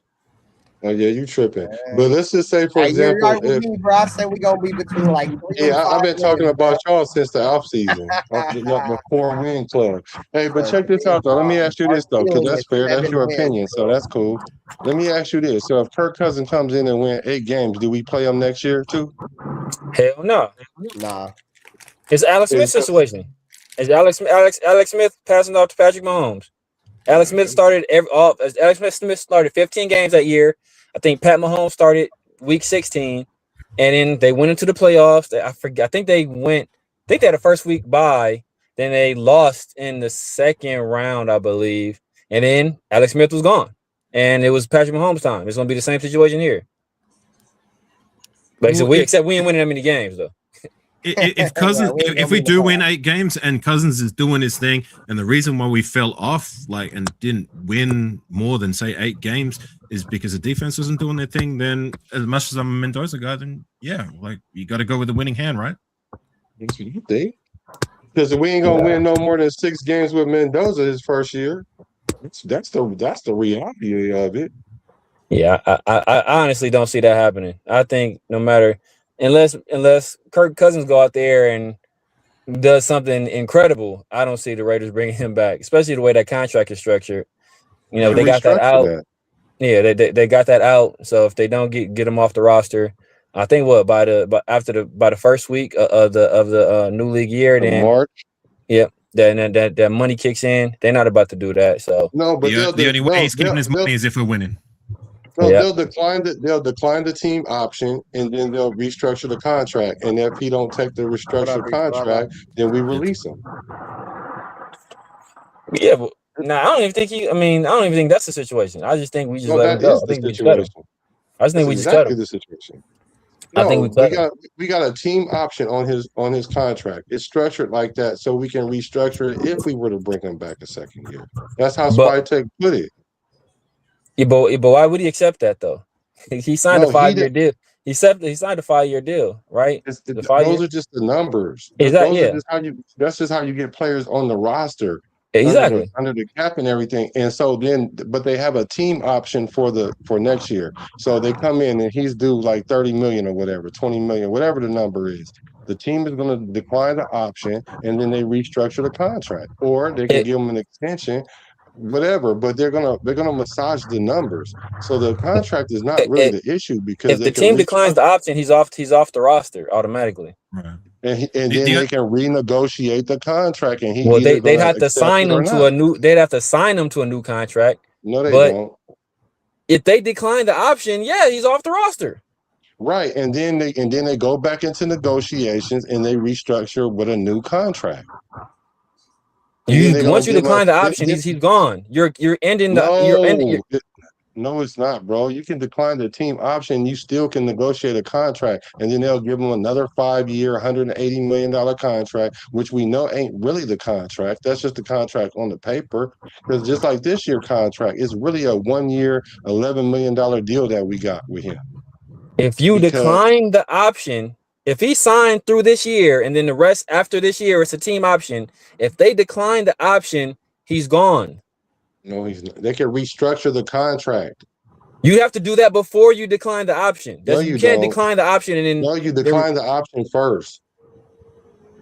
If you decline the option, he's off the team. Because you got to terminate the old contract first. Bro, and you do that by declining the team option. Just look it up, man. My brother. I think that's if the player does it. That is if the player does it. If the player doesn't have a contract with the team, he not on the team. No, I know that, but the player can renegotiate the contract. Whichever player can decline he can decline the option, and that terminates the contract. That terminates the contract. That would send them back to the table to renegotiate. Now that sends them back to free agency. He's a veteran player. He's a vested veteran player. If he doesn't have a contract, he's a free agent. If he wants to come back to the Raiders, then they got to come up with a new number. They come with a completely new contract. The old contract will be done for.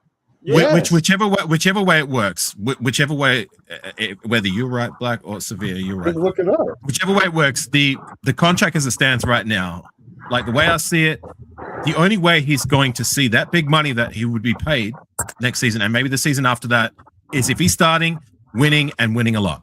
Because if he ain't, then he's not going to see that big money, right? He's not going to see the money at all, period, because they structured the contract like that so they can get him into the building the way they did. And if they want to keep him another year, they're going to decline the team option. He becomes a free agent. They don't leave the table, and they say, give me another $20 million, and they give him another $20 million, and then guaranteed money, and then the rest of the contract could be for 5 years, 20 years, 1,000 years. It don't matter. He's not going to see any of it because he really ain't going to play past the next year for sure if he comes back a second year. It's just a contract. That's it. Yeah, if they decline the option, he's not on the team, bro. That's what that terminates the contract. I get that, but he doesn't have to leave the table. They can give him a new contract at that point. That's what I said, and you said no. No, I didn't, bro. No, you're saying he's a free agent and he walks away, and that's it. And that's not true because they restructure the contract. Or he would go to free agency, and they'd have to sign him again like he was a free agent. Okay.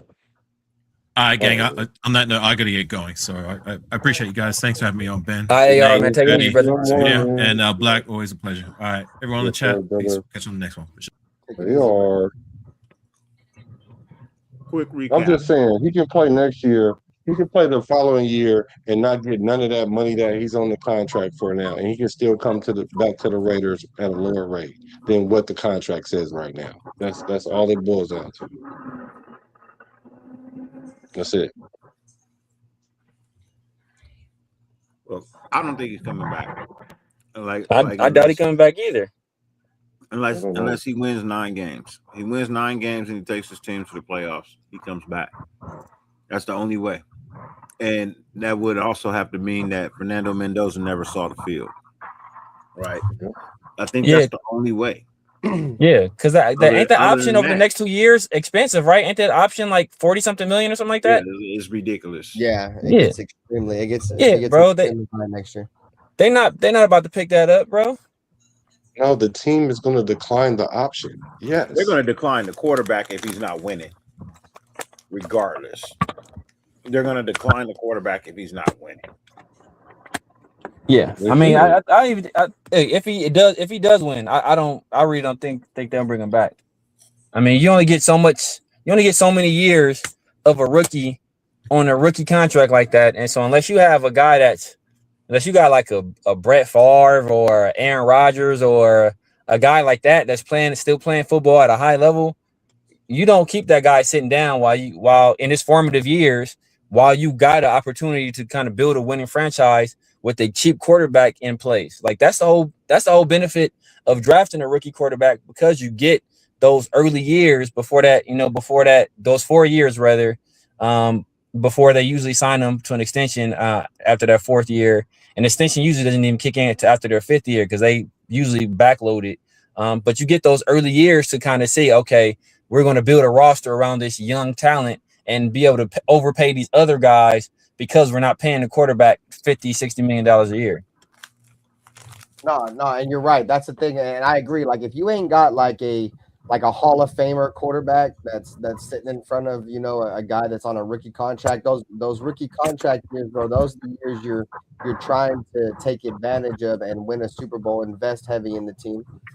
So, yeah, so even like you said, even if he balls out next year, I still think the Raiders have to move on, unless it's like, oh, the Raiders won a Super Bowl type shit, which ain't gonna happen.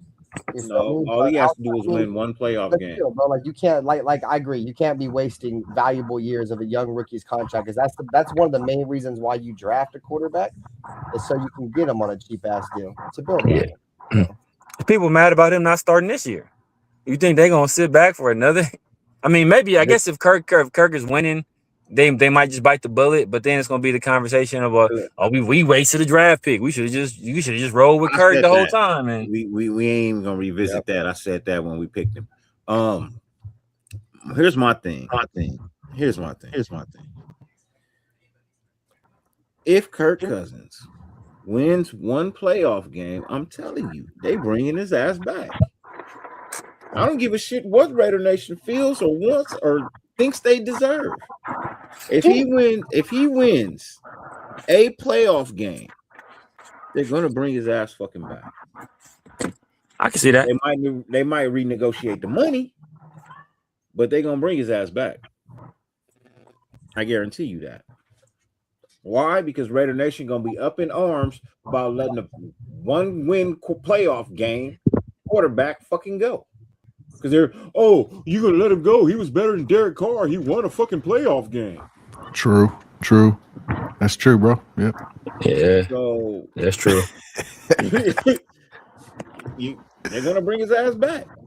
They don't give a fuck what the contract states or how much you owe him. You gonna pay him that amount of money, and it's stupid. You should have never even. He's not even deserving of that amount of money, bro. Building backwards.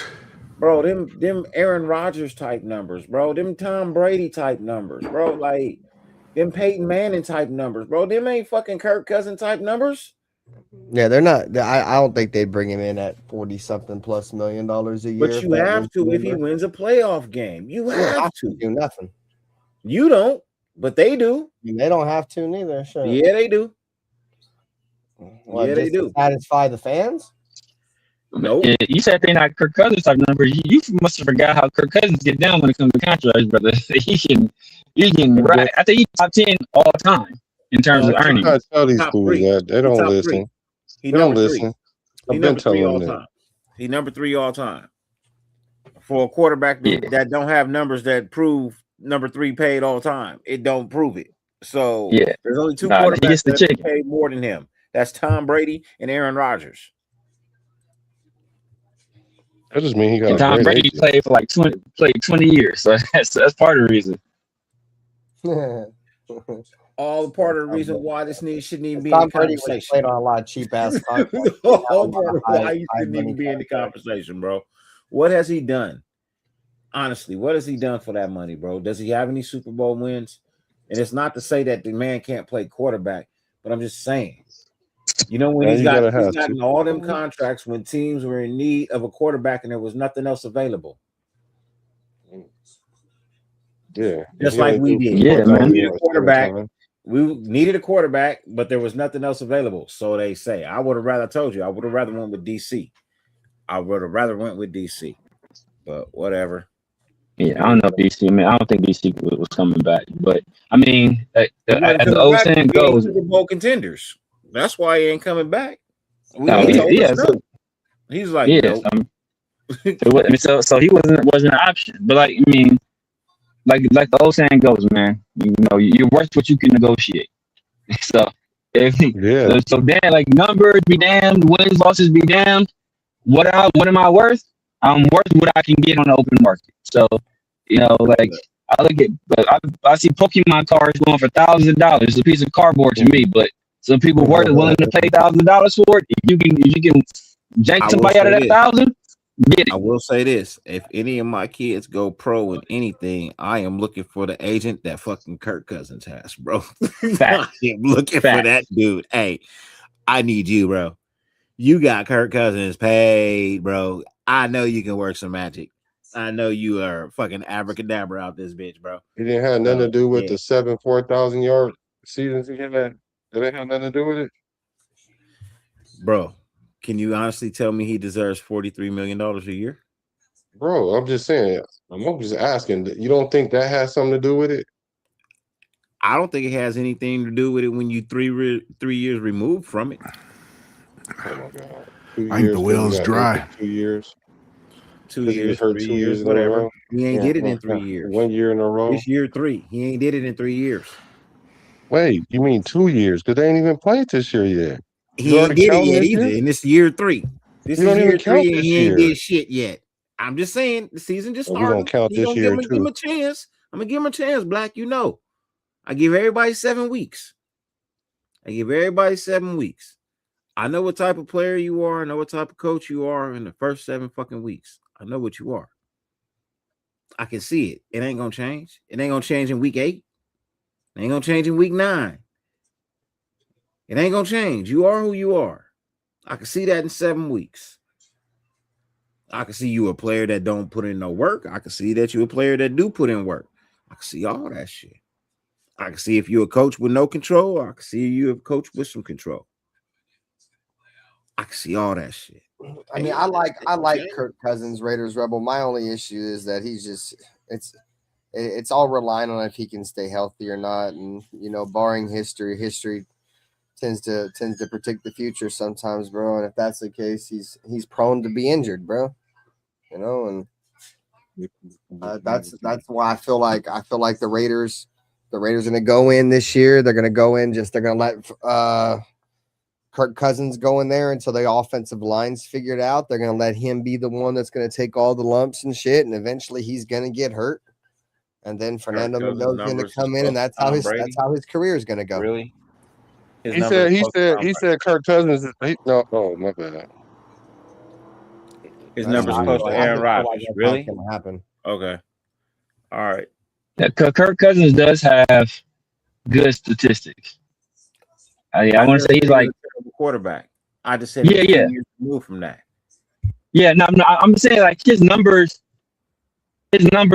don't tell the whole story what he is. Because if you just look at strictly at his numbers, you'll think, oh man, this dude is he a dog. He one of the best to do it. But you know, some of his numbers are inflated, and then he's he's never. I think he's only won one playoff game his entire career, if I recall correctly. So it's one of the situations where the numbers are a bit deceiving. But just looking at a stat sheet, he has good numbers. He's terrible in prime time. At least we ain't got no primetime games this year. Maybe he'll fry some shit. I mean, that's the first thing I said when I saw the schedule come out. I'm like, oh man, Kirk Cousins must be doing backflips right now. Yeah, bro. Clint Kubiak never beat the Chiefs. So what does that mean? Oh, I mean, I'm just saying. That doesn't mean shit. I'm just saying. It's just, when people think about Kirk Cousins, they're like, oh, he can't. He's one of the few better quarterbacks, consistent quarterbacks over the last few years that's put up great numbers, but struggles in primetime. And now he comes to a team that coincidentally has no primetime games. So that's all I'm saying, bro. How many times has Clint played the Chiefs or been the OC against the Chiefs? He's been in the NFC basically his entire career, if I recall correctly. Yeah, the Redskins, the Vikings, and the Falcons. I'm just gonna and the Niners and the throw out Saints. two names. Oh yeah, the I'm Niners. gonna throw out Saints. two names, and you tell me what quarterback you compare with these guys and get fantastic numbers. Jefferson and Adam Thielen. Star Adam Thielen, not late Adam Thielen. Star Adam Thielen. What quarterback can you pair with them and he'll do well? Can we say? And you got to go in Stephon. You got Stephon Diggs too before he went bananas. Yeah, that's what I'm saying. Kirk Cousins. If you look at his stats are deceiving because you would say, "Oh man, this dude is cold," but like I said, his stats don't tell the whole story. No, he had three stud ass wide receivers at the time. Come on, man. Any quarterback you put there is gonna fucking ball and have great numbers. Well, that don't make him great. McCarthy can't do it. He don't have no stars. What do you mean? Besides He got McCarthy got- Jefferson. He got Jordan Allison. Yeah, he got Jordan Nelson. He got Justin Jefferson and T.J. Come Hopkins. on. And he had old boy the Aaron Jones had a good year too. You know what he don't got? And Kevin O'Connell calling plays. You know what he keep don't getting got? hurt. He don't And got a Clint Clint Kubiak Kubiak as a quarterback coach. He don't got a Clint Kubiak. Here He we don't got a go. Clint Kubiak. He got Kevin O'Connell. He don't got a Clint Kubiak. Kevin O'Connell. Yeah, Clint Kubiak too. But he don't have McCarthy. Don't have him. We're talking about McCarthy right now. Oh, my bad. Sorry. McCarthy Kevin don't have him. O'Connell is a top 5 offensive mind in the league. Okay, he ain't Clint Kubiak. Clint You can Kubiak argue ain't he's even better than Clint number one. Kubiak. you can argue he's better than Clint Kubiak. To be honest with you. I don't know. Yeah. I don't know. Has he got a Super Bowl? No, but is he on the verge of losing Clint his Kubiak- job because Minnesota's not producing? Is he on the verge of losing his job? No. If he No. loses his job, you know how he fast lose his job, bro. He gonna be he lose his job, bro. A team will fire their coach to bring Kevin O'Connell. Right. I didn't say that their wouldn't be. coach. I didn't say that wasn't the case. I said, is his job not on the line because Minnesota is not producing like they should be? And the answer is yes. Hell no. If they do not perform this year, bro, he is out. Don't give a shit hell what no. anybody says. He's had one down year. Want to know why he's not out? Want to know how I know he's not out? Because Kevin O'Connell is the one that wanted to draft J.J. McCarthy. And Kevin O'Connell, all he had to do was say it was a GM's decision. And they fired the GM. That's how much pull he has in Minnesota. I'm going to just say this. Kevin O'Connell's a great You know what? You might be right.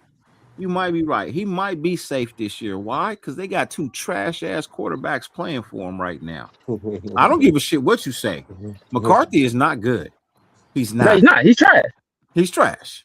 I said before he got drafted, he was trash. You got a 5'0" quarterback coming out throwing double interceptions. Come on, man. Get the fuck out of here, bro. Yeah, Your McCarthy defense was not the even that handoff good, and your champion, quarterback over here throwing his first 2 picks was his first 2 passes was interceptions. Your DBs ain't even that good. So what we talking about? I said before McCarthy got drafted, he was trash. So Yeah, I mean, he was a handoff champion, bro, and had Harbaugh as his fucking coach, and Harbaugh gets the best out of quarterback. So That's crazy because AOC was better than him. then J.J. McCarthy. Yep. But yeah, from what we've seen, hell yeah, there's a lot of men. He was probably the worst quarterback in the league before he got hurt. That's the thing. Didn't he get hurt at Michigan? And JJ had to play? No. You talking about who? Who got hurt in Michigan? AOC. No, kind of was at Purdue. It was at Purdue, yeah. Oh. Yeah. JJ McCarthy was the. He was. JJ McCarthy was a starter there. I want to say for 2 years. No, it was 2 years. I want to say it was 2 years. I forgot who the starter was before that. Stu school. He went to Stu school. Yeah, exactly. Yeah, that's why Stu loved him so much. Yeah. Yeah. And JJ McCarthy, I think, man, that's what everybody. That's what the whole conversation around JJ McCarthy was. It's, it was all he does is win games. I think he only had one loss when he was at IMG Academy in Florida, and then I think he only maybe lost 1 or 2 games his entire Michigan career. So like he's all he does is win. That's not saying a lot for ING Academy, bro. Oh yeah, no, it's a superstar. I mean, it's a private school. They recruit. They were basically recruiting paid players. You're not supposed to lose. You know what I mean? Like you're not supposed to lose, bro. Like, that wasn't the narrative though when he was coming out. That's what they were saying about him. Oh, he don't lose. Look at his high school career. That was the narrative. Look, quarterbacks make it to the NFL based on the wide receivers around them in college, bro. That's why I don't have a lot of faith in quarterbacks coming out of college. And so you got to prove it to me once you get here, bro. You got to prove to me that you good. Because look, I mean, let's look at the quarterback from Cincinnati. All the signs are starting to prove that he's not as good as people thought he was. He's not. Joe Burrow? Huh? Joe Burrow? Burrow, yeah. Burrow's pretty good. To prove that he's not as good as people thought he was. He's pretty good, bro. He just gets destroyed. Yeah, but he's not as good as people thought he was. I didn't say he was bad. No O-line. I didn't say he was bad. What I said was he's not as good as people thought he was. That's not a downing statement. That's just saying people had a very high ceiling for him, and he's not fucking reaching it. He got to the Super Bowl one time. What has he done since then? When Joe Burrow is healthy, he's top 3 quarterback. Or when he's healthy, he's top 3 quarterback in the league. Look, I never said that he was trash. What I said was he's not living up to the hype. Can anybody tell me that he's living up to the hype? No. I mean, he's been hurt. I mean, yeah, if you want to blame the injuries on him, then yeah, it's his. You can say it's his fault. But I blame everything you have control over. Whatever's ailing you, that's your problem. That ain't my. I don't have your ailment. Nobody else on your team got your ailment. That's a you problem. That's a you problem. You the problem. So if part of the reason he's not producing is because the offensive line is getting them hit, is that you still blame Kirk Cousins? I mean, still blame Joe Burrow? You did it to Carr, so yep.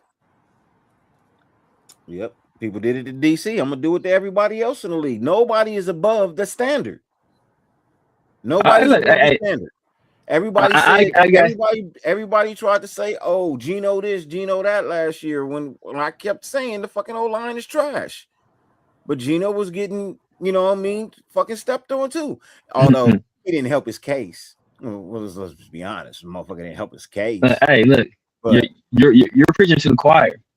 You are preaching to the choir because there's another player that people want to blame their struggles on O-line, and like I said, I have a different opinion, a very unpopular opinion.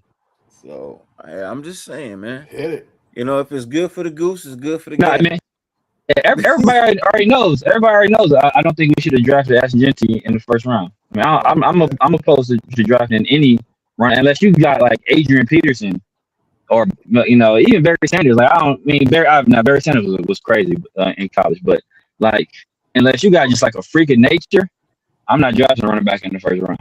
That's just me.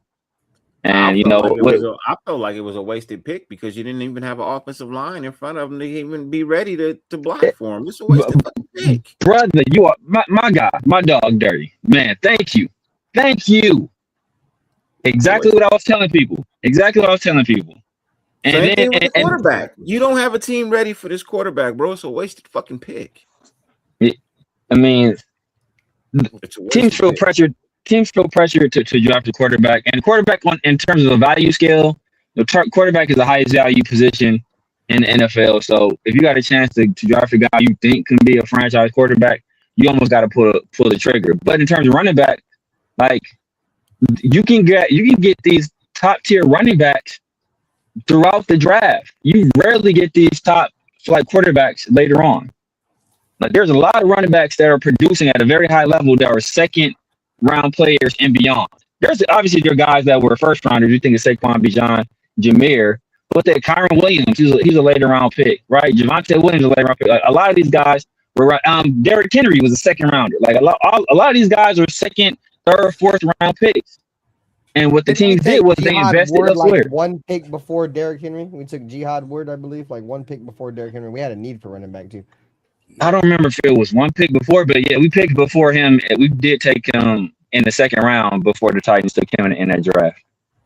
I want to say, is that the same draft? Is that the draft we took O'Boy in? That's the draft we took the safety in? Which one, Carl Joseph? From West Virginia? Yeah, Carl Joseph. Is that draft? Yep. Yeah, I think so. I believe so, because it was the same draft with Jahad Ward. That's the draft? Okay, because I can't remember if it was that draft or that was the who was the Obi Melifonwu draft? I was pissed about that draft too. Oh, the Connecticut he was dude. second round pick. I forget what draft. Yeah, Obi Melifonwu was the second round too, but I can't remember who we picked in the first round that year. Yeah, I forget. Was that McClain? Nah, that couldn't have been McClain. That was way too. Nah, that wasn't Rolando. Way before. First. That Who was that? I remember we took fuck. I was mad as fuck at this pick too. Was it? Nah, that's not. Fuck. We took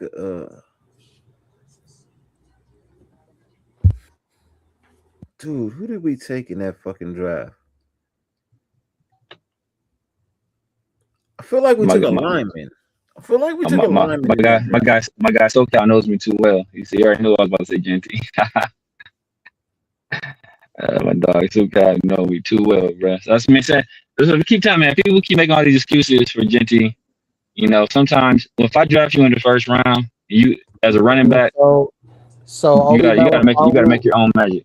Obi Melifonwu was drafted in 2017. 2017. Second round. Who was that? Colt Miller was in the second round. Who was our first round pick? 2018, right?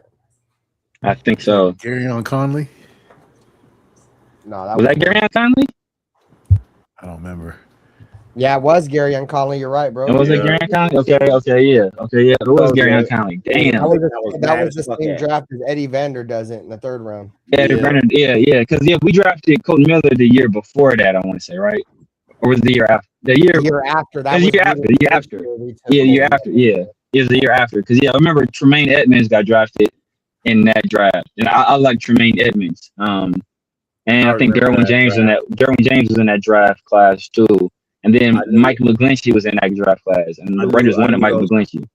I knew those. Yeah, there was a coin toss with the Niners and the Raiders on who was going to get McGlinchey or Colton Miller, bro. And the Niners won; they took McGlinchey. Oh man, my guy Shalom Luani, aka the football playing Jesse. Bro, I actually met him at training camp and got a picture of him that year, 2017. Bro, do y'all know that is one of our worst? That is probably one of our worst drafts ever, bro. You guys remember Elijah Hood? I thought Elijah Hood was going to be the running back. Yeah. A lot of people thought he was going to be good because he was nice. Bro. He was nice at North Carolina. Everybody on this list was supposed to be good, bro. Markel Lee, y'all don't remember Markel Lee?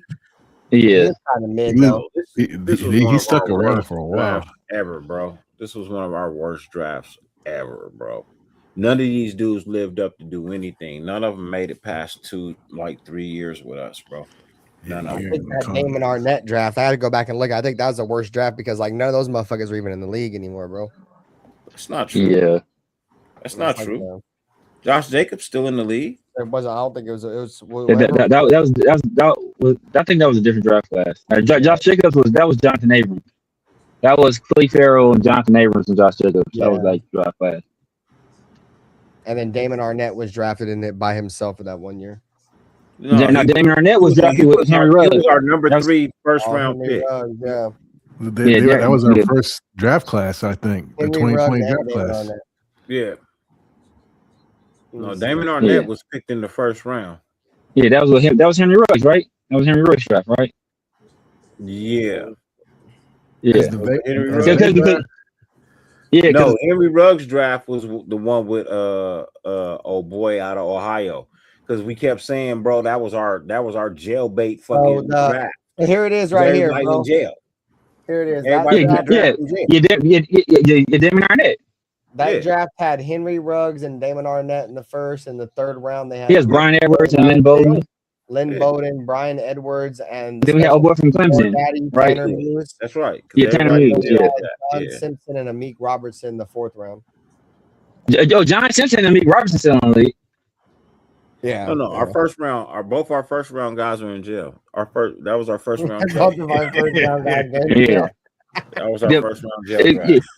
Damon Arnett should have been obvious he was going to be in jail. Henry Ruggs, you could have never known because Henry Ruggs, he's made a dumbass decision, but accident. But yeah, he's made a dumbass decision, but he's a good kid, but he just made Arnett, a you could see all the signs Arnett was going where he was. That's why I don't think old buddy who was our Mike Mayock. I think that's the reason why you don't see him on any draft in NFL anymore because he was like, I did the most homework on him, bro.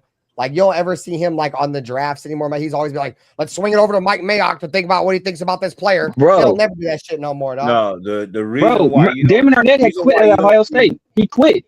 Chris Carter had to fly to Florida to get him to go back to school. He had quit the team. Mm-hmm. It's crazy. Him and his teammate, the other corner, Jeff Okudah, they both stink, dude. Both of them were terrible. Yeah, and man, Jeff Okudah was supposed to be that dude. I remember that year. It was Jeff Okudah and it was the cornerback out of Florida. I think I forget his name, like Henderson. I want to say something like that, like Henderson. The reason why Mayock he went to the Panthers. The dude that went to the Panthers. AJ Terrell who went to the Falcons. That's who I thought we was gonna get because we had been drafting all those Clemson players. I want to say Atlanta traded up to get him, if I recall correctly, because I thought we were gonna grab him because we had been taking everybody from Clemson. Okay. No, Mayock don't get no love from ESPN because he walked out of that big ass contract to be the general manager for the Raiders, and they left the exactly. No, fact. That's why he don't get no love from them anymore. It got nothing to do with his take on things because he was missing when he was there. He wasn't right about everything. He was right more than he was wrong, but he was still missing on players there too. But no, it's the way that he left ESPN. That's what left the sour taste in their mouth, and that's why he don't really get no love or exposure from them. So, but hey, look, if Skip Bayless can come back, who knows? Yeah, we'll see. All right, guys, it's getting kind of late. I'm gonna go grab some food. Skip Bayless is at ESPN. Yeah, he's back. I mean, if you guys want to hang out, that's cool. I'm gonna go grab some food. I appreciate Severe. Thanks for coming by, bro. Much love, dog. So with the brother conversation for sure, knowledgeable conversation. Appreciate you, bro. For sure. Chat. So make sure you guys go over, show Severe some love. Like I said, he does great work, bro. He does a 50-50 show with Pharaoh, and he does a show with Chris and 805, man. So go show them some love. Very educational, entertaining content over there as well. But tall as fuck, bro. I ain't gonna forget that, bro. I met this nigga in Vegas. Nigga tall, bro. You a fucking terrible. Y'all some tall ass niggas, bro. Yeah, man. I'm 6'4", man. Oh man. I came out the elevator. I said, God damn, nigga. What's up, Severe? Shit. He's a tall ass nigga, bro. And once again, chat, we appreciate you guys for coming through. Hit the like button, show love to all the channels. We'll catch you back tomorrow. I'm going to do another show tomorrow night. We're going to be doing the possibility of Maxx Crosby being recruited to the 49ers by kids. That sounds kind of bad. You think about it, man. But, that sounds kind of weird. So is it weird on the 49ers part for sending a child? Yeah, man. Anything with a child recruiting just doesn't sound right, man. Yeah, it's weird. It's weird. It's weird. But I love y'all boys, bro. We'll get more into it tomorrow night. Appreciate Severe, appreciate Afakasi, appreciate you guys, chat. We got, like I said, Severe's link and Afakasi's link right here in the chat. Go show love to the channels.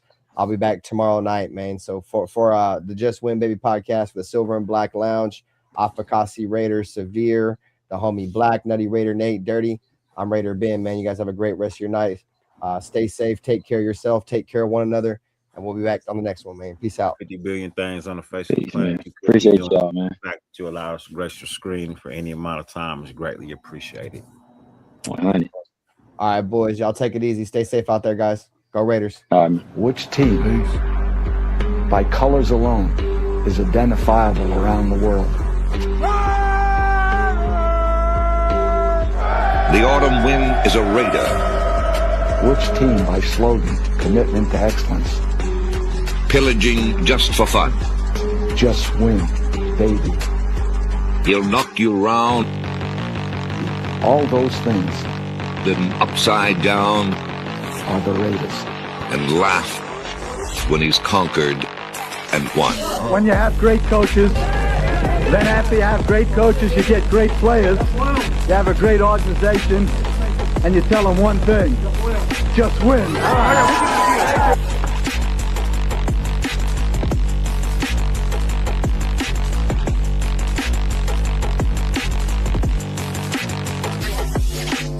He's blowing up. Raiders.